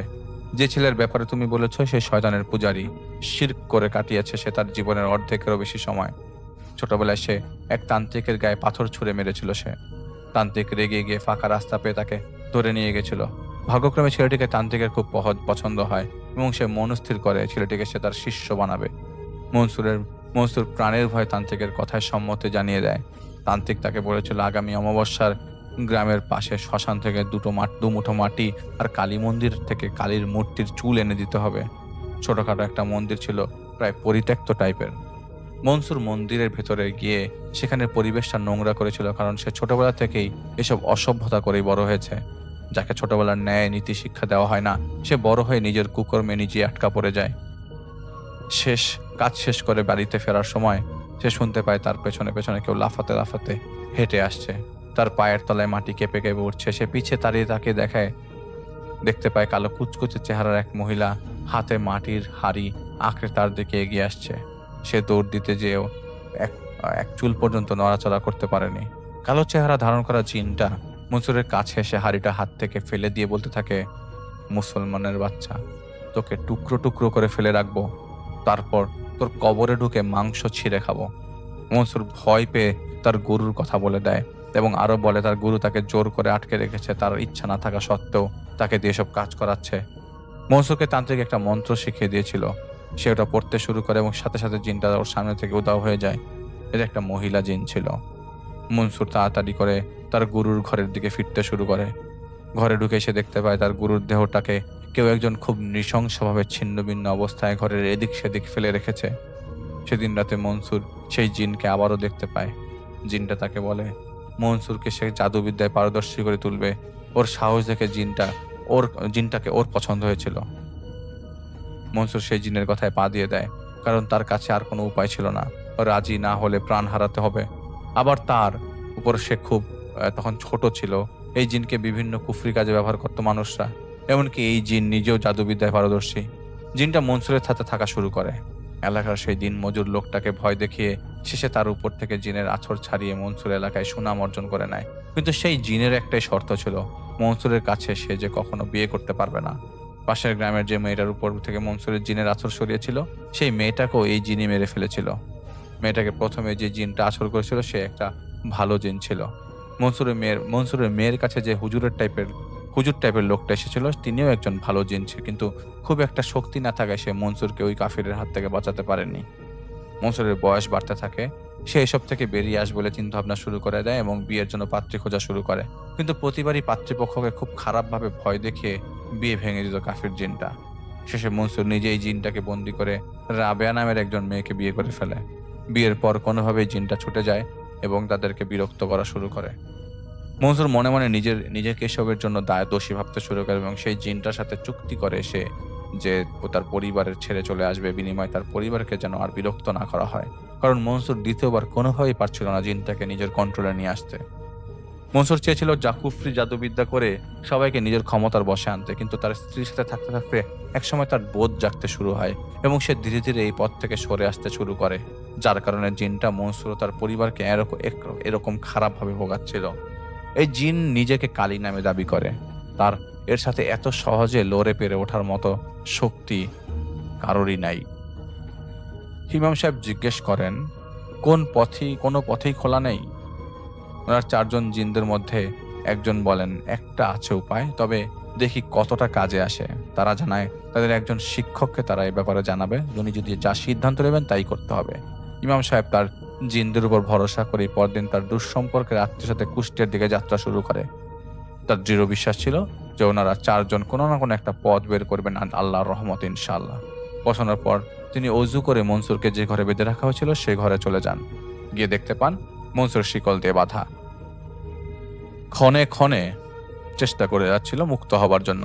ইমাম সাহেবকে দেখে তাচ্ছিল্য করে হেসে বলতে থাকে, ইমামতি দেখাতে এসেছিস, তাও আবার একা একা? ইমাম সাহেব 1 বোতল পরা পানি মনসুরের চারপাশে গোল বৃত্তের মতো করে ছিটিয়ে দিয়ে ওর সামনে বসে যায়। বসে উত্তর করেন, ইমানদাররা কখনো একা হয় না, সর্বদা তাদের সাথে স্বয়ং তাদের রব আল্লাহ থাকেন। আর তোদের মতো শয়তান যারা অন্যদের বিপদে ফেলে আনন্দ উল্লাস করিস, তারা আমার রবের চোখে সবচেয়ে ঘৃণিত প্রাণী। মনসুরের ভেতরে থাকা জিনটা রাগে গড়গড় করে বলতে থাকে, তোর নাতিটা কিন্তু পুকুরে গোসল করতে খুব পছন্দ করে। কি বলিস? একদিন গিয়ে পানির ভেতরে ওকে গলা টিপে মেরে আসি। আর তোর মেয়ের জামাই তোর রেলে কাজ করে, ফেলে দেই একদিন ট্রেনের নিচে, টুকরো টুকরো করে দেই তোর মায়ের সংসারটা। এই বলে হাততালি মারতে মারতে উলু দেওয়ার শব্দ করে। ছোট্ট একটি কথা বলি, যে আপনার গত এপিসোডে জাহিদ ভাইয়ের ঘটনাতে শুনেছেন যে তাকে ওই দুষ্ট জিনটা তাকে কিন্তু ভয় দেখাচ্ছিল, তার উইক পয়েন্টটা দিয়ে তাকে কাবু করার চেষ্টা করেছিল। সে একইভাবে এই জায়গায় উইক পয়েন্টটা দিয়ে কাবু করার চেষ্টা করা হচ্ছিল। তো ইমাম সাহেব উঠে যাবার কথা ভাবেন, ওনার জিনদের ছাড়া এখন আর কিছু সম্ভব নয়। আল্লাহ মানুষকে এমন কিছু ক্ষমতা দেননি যা তিনি অনেকটা জিনদেরকে দিয়েছেন, তাই তিনি তখনকার জন্য সরে পড়াটাই বুদ্ধিমানের কাজ মনে করলেন। রাতে ওনার জিন তাদের শিক্ষককে নিয়ে ইমাম সাহেবের কক্ষে আসেন। ইমাম সাহেব সালাম দিয়ে জিজ্ঞেস করেন, যা করার তাড়াতাড়ি করা দরকার, ছেলেটার অবস্থা খুব একটা ভালো দেখলাম না আমি। ওনাদের শিক্ষক বলেন, এই কাফের জিনও আগেও বহু মানুষের ক্ষতি করেছে। প্রথমে খারাপভাবে ভয় দেখায়, তারপর নরবলি দিয়ে শয়তানের পূজা করে। একে অন্য এক গ্রাম থেকে এই গ্রামের একজনের উপরে কুফরি করে পাঠানো হয়েছিল। লোকটাকে এই জিন হত্যা করে ফিরে যাবার সময় মন্দিরের সামনে স্থির হয়েছিল এবং ওই সময় মনসুর সেখানে এসে জিনটার সামনে সবকিছু নোংরা করা শুরু করে, যার কারণে সে রেগে যায়। পরবর্তীতে মনসুর একে যে ভিন্ন লোকের ক্ষতি এবং উপকার দুটোই করেছিল, কিন্তু শুধু তার উপকারের গল্পই গ্রামবাসীর মুখে মুখে শোনা যেত। তো পরদিন ছিল জুম্মার দিন। রাতে এশার নামাজ শেষে ইমাম সাহেব ওনার 4 জন জিন এবং তাদের শিক্ষক জিনের সাথে আলাপ আলোচনা করে মনসুরের কাছে আবারও যায়। মনসুরের ভেতর থাকা জিনটা ইমাম সাহেবকে বলে, কিরে এবার একা এলি না কেন, ভয় পেয়েছিস? ইমাম সাহেব জিজ্ঞেস করেন, কি করলে তুই এদেরকে ছেড়ে দিবি? শয়তানরা তাচ্ছিল্য করে বলে, উঠে ছেড়ে যাওয়ার প্রশ্ন পরে করিস, আগে ভাব কি করলে তুই তোর পরিবারকে আমার হাত থেকে বাঁচাতে পারবি। এদেরকে শেষ করা মাত্রই আমি তোর পরিবারকে টুকরো টুকরো করে কেটে যজ্ঞের আগুনে জ্বালিয়ে দেব। সাথে সাথে ভেতরে শিক্ষক জিনটা চলে আসে এবং এসেই দোয়া পড়তে পড়তে মনসুরের গায়ের উপর একটা সাদা চাদর দিয়ে ঢেকে দেয়। ভেতর থেকে প্রচন্ডভাবে চিৎকার করতে থাকে শুরু করে জিনটা। ইমাম সাহেবের পেছনে থাকা জিনটা মনসুরের ভেতরের জিনকে প্রশ্ন করে, দেখবো আজ কে কাকে টুকরো টুকরো করে। এই কাফনের কাপড়ই হবে শেষ বস্তু যা তুই তোর মৃত্যুর আগে দেখবি। বাকি 4 জনও ভেতরে প্রবেশ করে আরো একটা চাদর ফেলে দেয় মনসুরের উপর এবং ইমাম সাহেবকে আদেশ করেন জোরে জোরে সূরা ইয়াসিন পড়ার জন্য। কিছুক্ষণ পর চাদরের ভেতর থেকে একটা কণ্ঠ শুনতে পান তারা, আমি চলে যাব, আমাকে ছেড়ে দে, আমি পুড়ে যাচ্ছি। শিক্ষক জিনটা বলেন, আগে বের হয়ে আয়। তিনি চাদরটা সরিয়ে নেন। কাফির জিনটা বের হবার সাথে সাথে ইমাম সাহেব তাকে বোতলে ভরে ফেলেন। ইমাম সাহেবের জিনদের শিক্ষক বলেন যে কাজ শেষ হয়েছে, বোতলটা আমাকে দাও, এর বেঁচে থাকার কোনো অধিকার নেই, কতগুলো নিষ্পাপ জীবন নষ্ট করেছিল এই কাফির। উনি বোতলটা নিয়ে সেখান থেকে চলে যান। ইমাম সাহেব মনসুরকে ঝাড়ফুঁক করে দেন কিছুদিন পর সে পুরোপুরি সুস্থ হয়ে উঠেছিল এবং ইমাম সাহেব পরে জেনেছিলেন যে সে মনসুর এই ঘটনার পর থেকে বেশ ধার্মিক হয়ে গেছে। সেই জিনটার সাথে পরবর্তীতে কি হয়েছে তা ইমাম সাহেব আর কখনো জিজ্ঞেস করেননি এবং ওনাদেরকে কখনো জিকির করেননি আর কি, কারণ তিনি জানতেন কাফেরদের তিরস্কার করতেই হবে।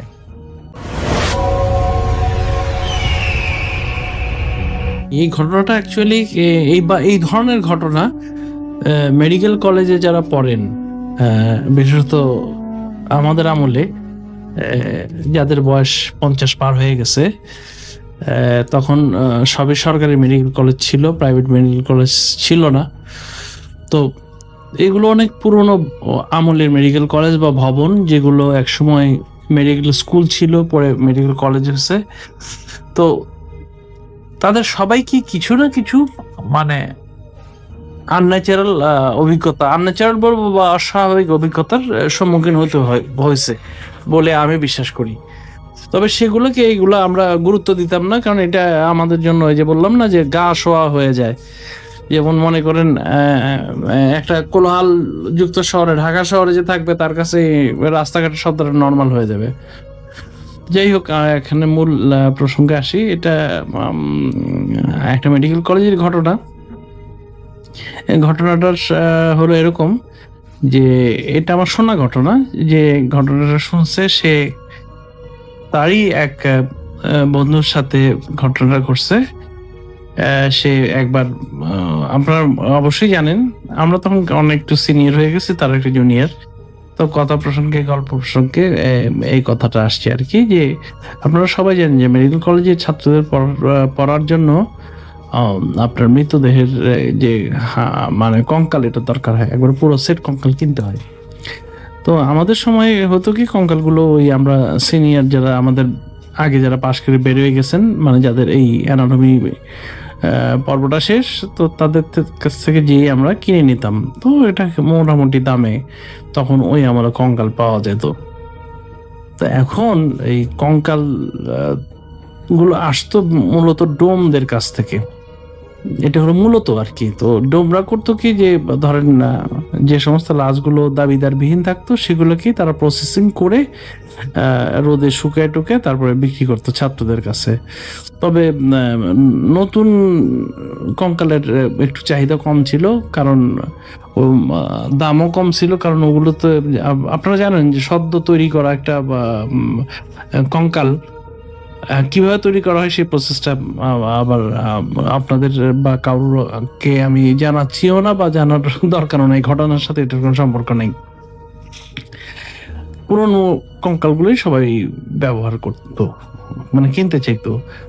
তো ওখানে ওই যে মেডিকেল কলেজটার কথা বললাম, যে সেখানে কিছু অসাধু মানে ছিল আর কি, এবং যারা এই ধরনের কাজগুলো করতো, সেটা হলো যে কঙ্কাল তৈরির বৈধ কিছু প্রসেস ওই সময় ছিল। আবার আরেকটা প্রসেস ছিল, যেটা হলো তারা ওই মানে কবর থেকে কঙ্কাল চুরি করে নিয়ে এসে বিক্রি করতো। তো এই কবর থেকে কঙ্কাল চুরির অনেক ধরনের ঘটনাই হয়তো আপনারা শুনে থাকতেও পারেন বা জেনে থাকতেও পারেন। এটা বাংলাদেশে আগে এক সময় ঘটতো, এখনকার কি অবস্থা এটা আমি জানি না।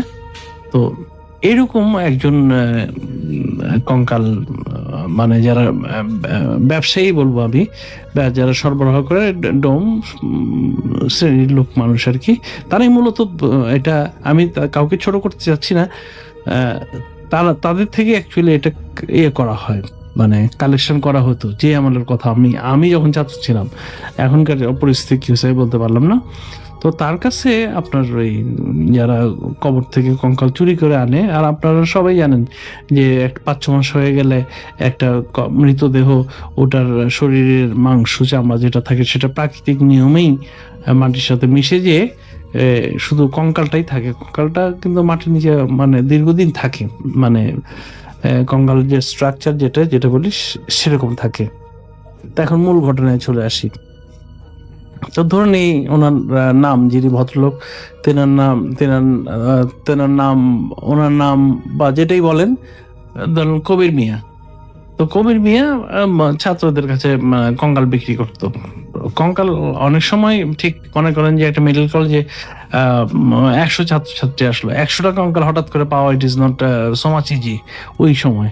তো তখন তারা এইভাবে আসতো। তো এরকম সে যা দাম পারে সেটাতে কিনে রাখতো সেই হাড্ডিগুলো বা কঙ্কালটা, পুরো সেটটা। তো তো সেট তো আর জোড়ায় ওইভাবে থাকতো না, তো সেটাকে সে আবার ধুয়ে পরিষ্কার করে প্রসেস করে তৈরি করতো। তো এরকম একদিন এটা তার একটা ব্যবসার মতো ছিল আর কি। তো সে যে এলাকাটা থাকতো সেটা শহরের ভিতরেই, মেডিকেল কলেজের কাছেই, কিন্তু খুব একটু নির্জন জায়গাটা আর কি। নির্জন জায়গায় সে বাসায় তার স্ত্রী পুত্র পরিবার গ্রামে থাকতো, কিন্তু সে ওই জায়গায় থাকতো কারণ তার এই ব্যবসাটা ছিল। তো এই ধরেন কবির আলী, এটা অবশ্যই ছদ্মনাম। তো তার রাত্রে একদিন গভীর রাত্রে দরজায় টোকা পড়লো। তো সে মনে করলো হয়তো এরকম কবর থেকে ওই কঙ্কাল চোররা কোনো কঙ্কাল উঠায় নিয়ে এসছে আমাকে দেওয়ার জন্য। তো এগুলো এই সমস্ত কাজ কারবার আপনারা জানেন রাত্রেবেলায় ঘটে। তো সে অপেক্ষা করতেছে যে টোকার, তার যে হাতের যে টোকাল চিহ্ন মানে আওয়াজটা, সংকেতটা কিন্তু আসলে তার পরিচিত না। তাদের ভিতরে কিছু সাংকেতিক মানে শব্দ আদান প্রদান, যেমন আমরা যে টেলিগ্রাফের টরে টোক্কা বা মোর্স কোড থাকে না, ওদের ভিতরেও থাকে, আমরা জানতাম। কারণ অপরাধ বিজ্ঞানের অংশ যেটা জুরিসপ্রুডেন্স, সেখানে আমাদেরকে এগুলো শেখানো হতো ওই সময়। তো দেখতো যে না, বেশ টোকাটা একটু জোরে সরেই দেওয়া হচ্ছে, মনে হচ্ছে যে আপনার মানে কেউ আগত স্বরে টোকা দিচ্ছে। তো যে একশো দরজা খুললো, কিন্তু দরজা খুলেই যখন সে দৃশ্যটা দেখলো, তার আর কিছু বলার বা করার শক্তি ছিল না। সে ওই অবস্থায়, দারুণ অবস্থায় সে পিছন দিকে পড়ে গেল, পড়ে অজ্ঞান হয়ে গেল। তার আর কিছু মনে নাই তারপরে কি। তো পরের দিন সে তার কার্য সময় বা অফিস সময় বা তার কাজে তো যাওয়ার দরকার, সে যাচ্ছে না। এদিকে তার সহকর্মীরা ভাবতে পারে যে কিরে অমুক তো আসতেছে না, এই কবির আলী।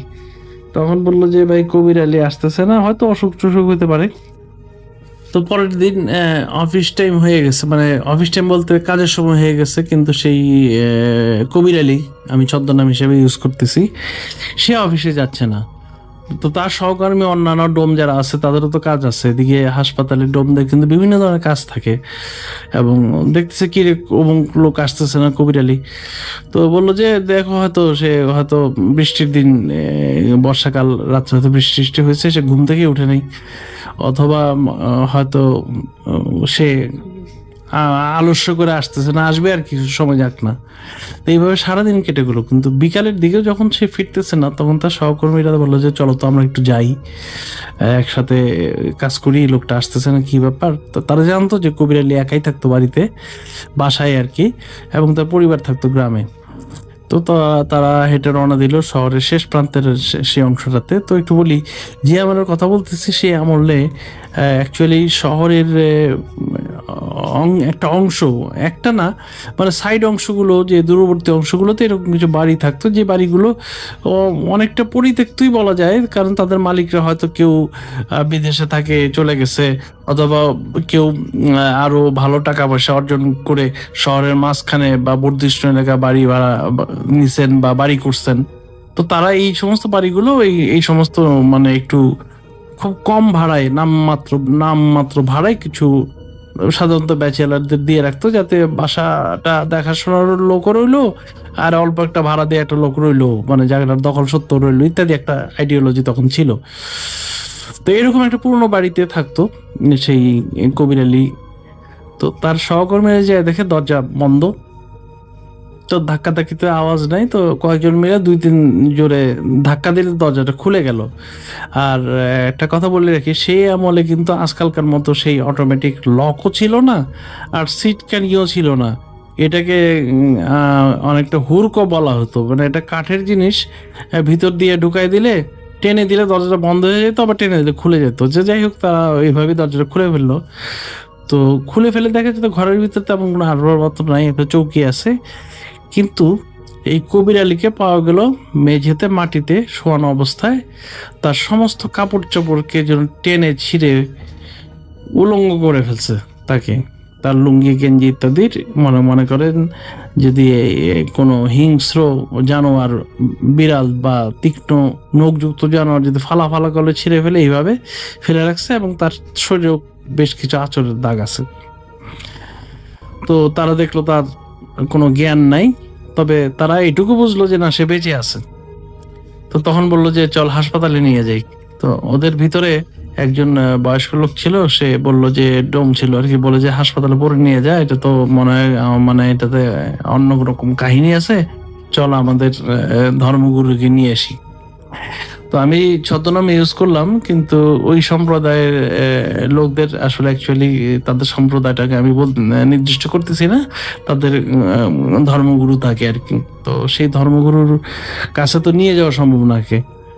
তো তারা গেল, সেই ধর্মগুরুর কাছেই একটা এলাকায় থাকতো। তো বললো যে না, ওর কাছে আমি যাবো না। কেন? বলে লোকটা ভালো না। তো ভালো না, সে কি বলে যে না, যাব না। তারপরেও তারা অনেক অনুরোধ করলো, যেহেতু তাদের ধর্মগুরু বলে ঠিক আছে চল যাই। তো যাওয়ার পরে তখন সেই লোকটা ওখানে গেল, যে তার মন্ত্রপুত কিছু পানি লোকটার গায়ে ছিটিয়ে দিল। ছিটিয়ে দেওয়ার পরে সবাই দেখলো তার গায়ে হাত দিয়ে, তার গায়ে প্রচন্ড জ্বর, এবং মনে হচ্ছে তার সমস্ত শরীরেই কে কোনো বিড়াল জাতীয় কিছু হয়তো লম্বা কোনো নখ দিয়ে লম্বা লম্বা ভাবে চিরে দেওয়ার চেষ্টা করছে।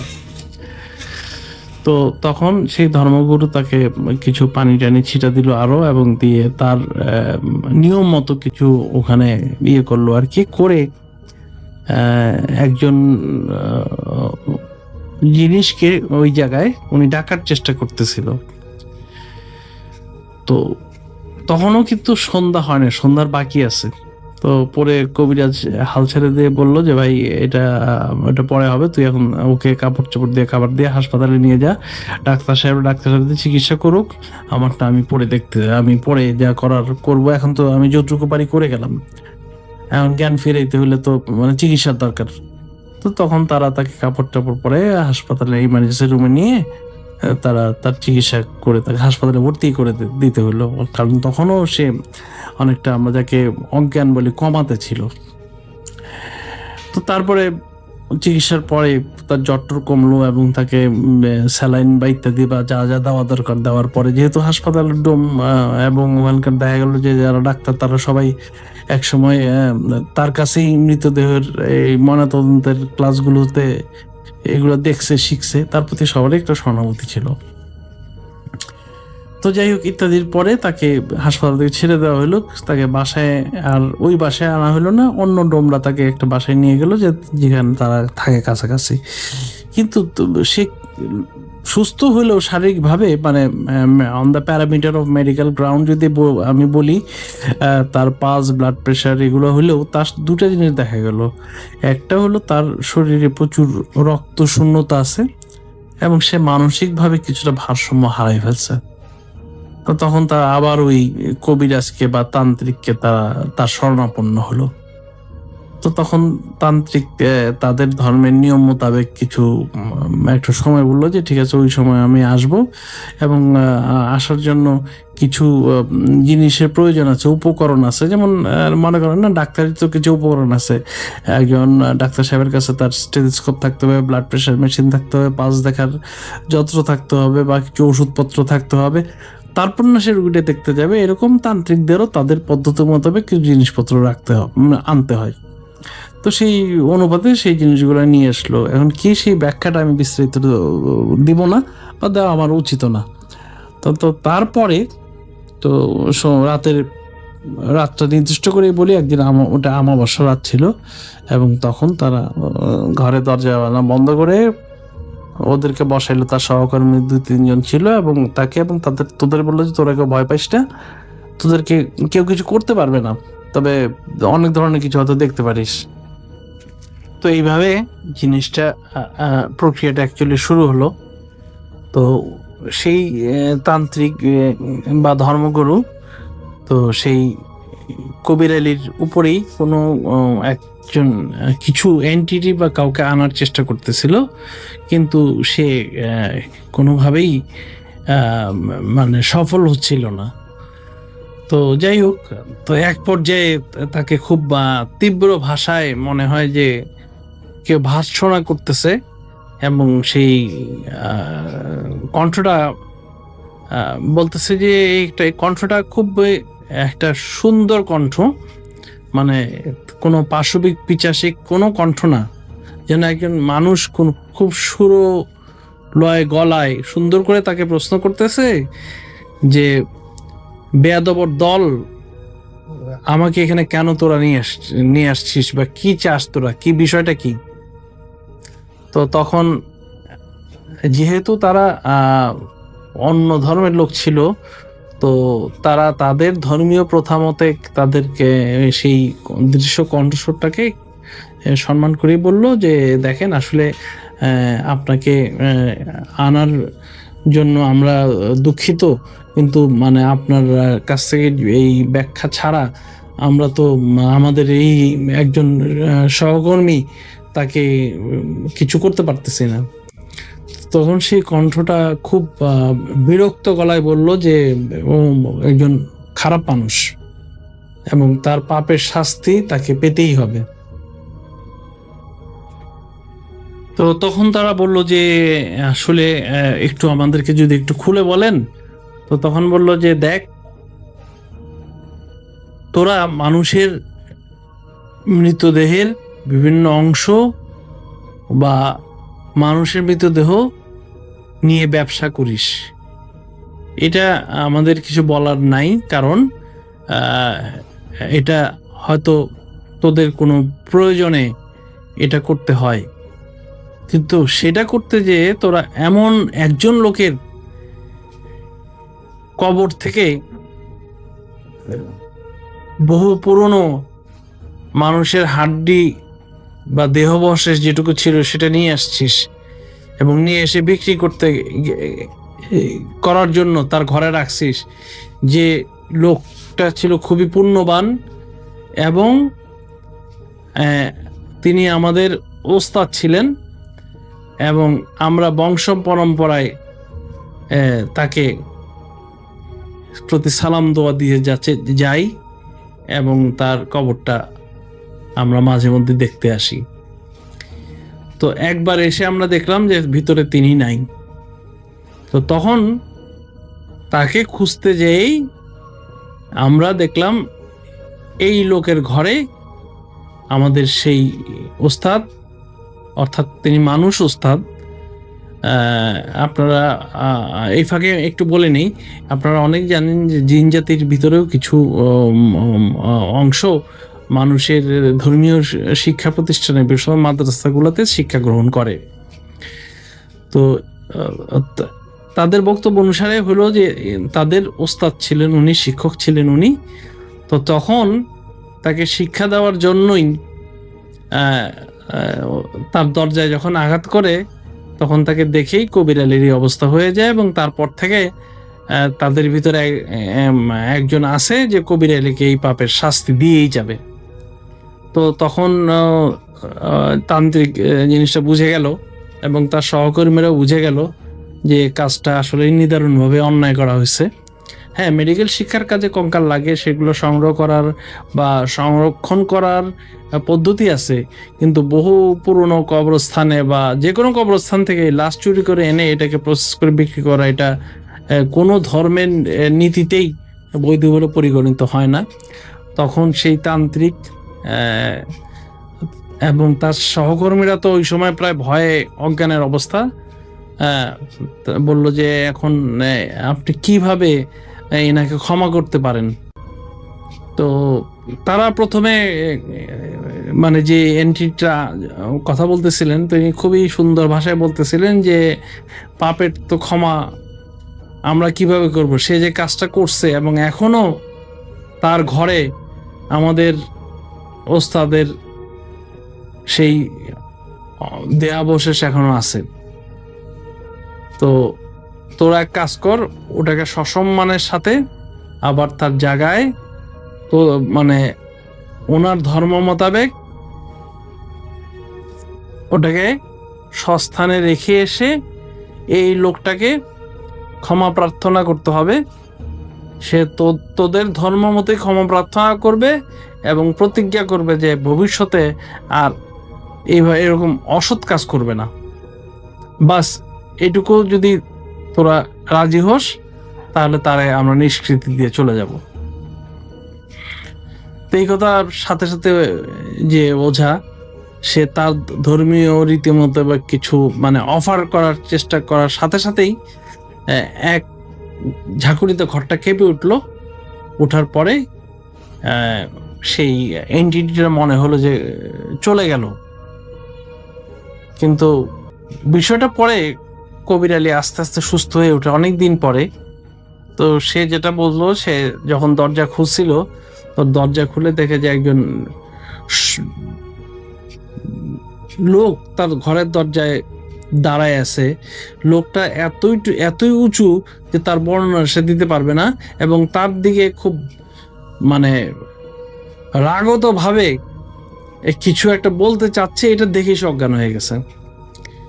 তো এরপরে কবির আলী তার ধর্মীয় রীতি মোতাবেক যে নিয়ম পালন করার সেগুলো সে করতো বা করার চেষ্টা করত, কিন্তু সে কখনোই পরবর্তীতে কিন্তু স্বাভাবিক একটা নর্মাল মানুষের মতো আর জীবনযাপন করতে পারে নাই। তার কথাবার্তায় কাজকর্মে কিছু অসঙ্গতি থাকতো, তার কোনো বড় ক্ষতি হয় নাই। এটা মনে হয় তার সেই পাপের শাস্তির অংশ হিসেবেই এটা হয়ে গেছিল। এবং এই ঘটনার পর কবির আলী বেঁচেও ছিল অনেক দিন,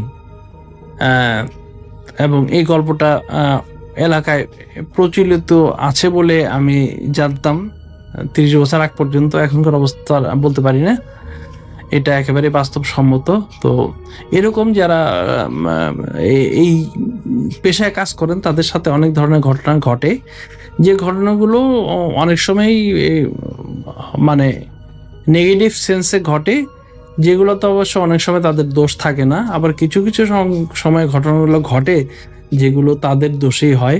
তো এই ঘটনাটা ছিল এরকমই। ঘটনাটা আপনাদের কেমন লাগলো সেটা আমি বলতে পারি না, তবে যারা শুনতে চাচ্ছেন তো তাদেরকে বলি যে ডাক্তার, নার্স, মেডিকেল কলেজের ইভেন যারা ক্লিনার আছেন, ক্লিন করেন, সাফ করেন, বা সব বাহক বা অ্যাম্বুলেন্স চালক বা এই রিলেটেড পেশায় যারা থাকেন, তারা জীবনের পুরো জীবনের সব অংশে সবাই সব কিছু দেখে না থাকলেও বেশিরভাগ মানুষেরই কিছু না কিছু অভিজ্ঞতা থাকে, এবং এটা আস্তে আস্তে তাদের কাছে এটা হ্যাবিচুয়েটেড হয়ে যায়।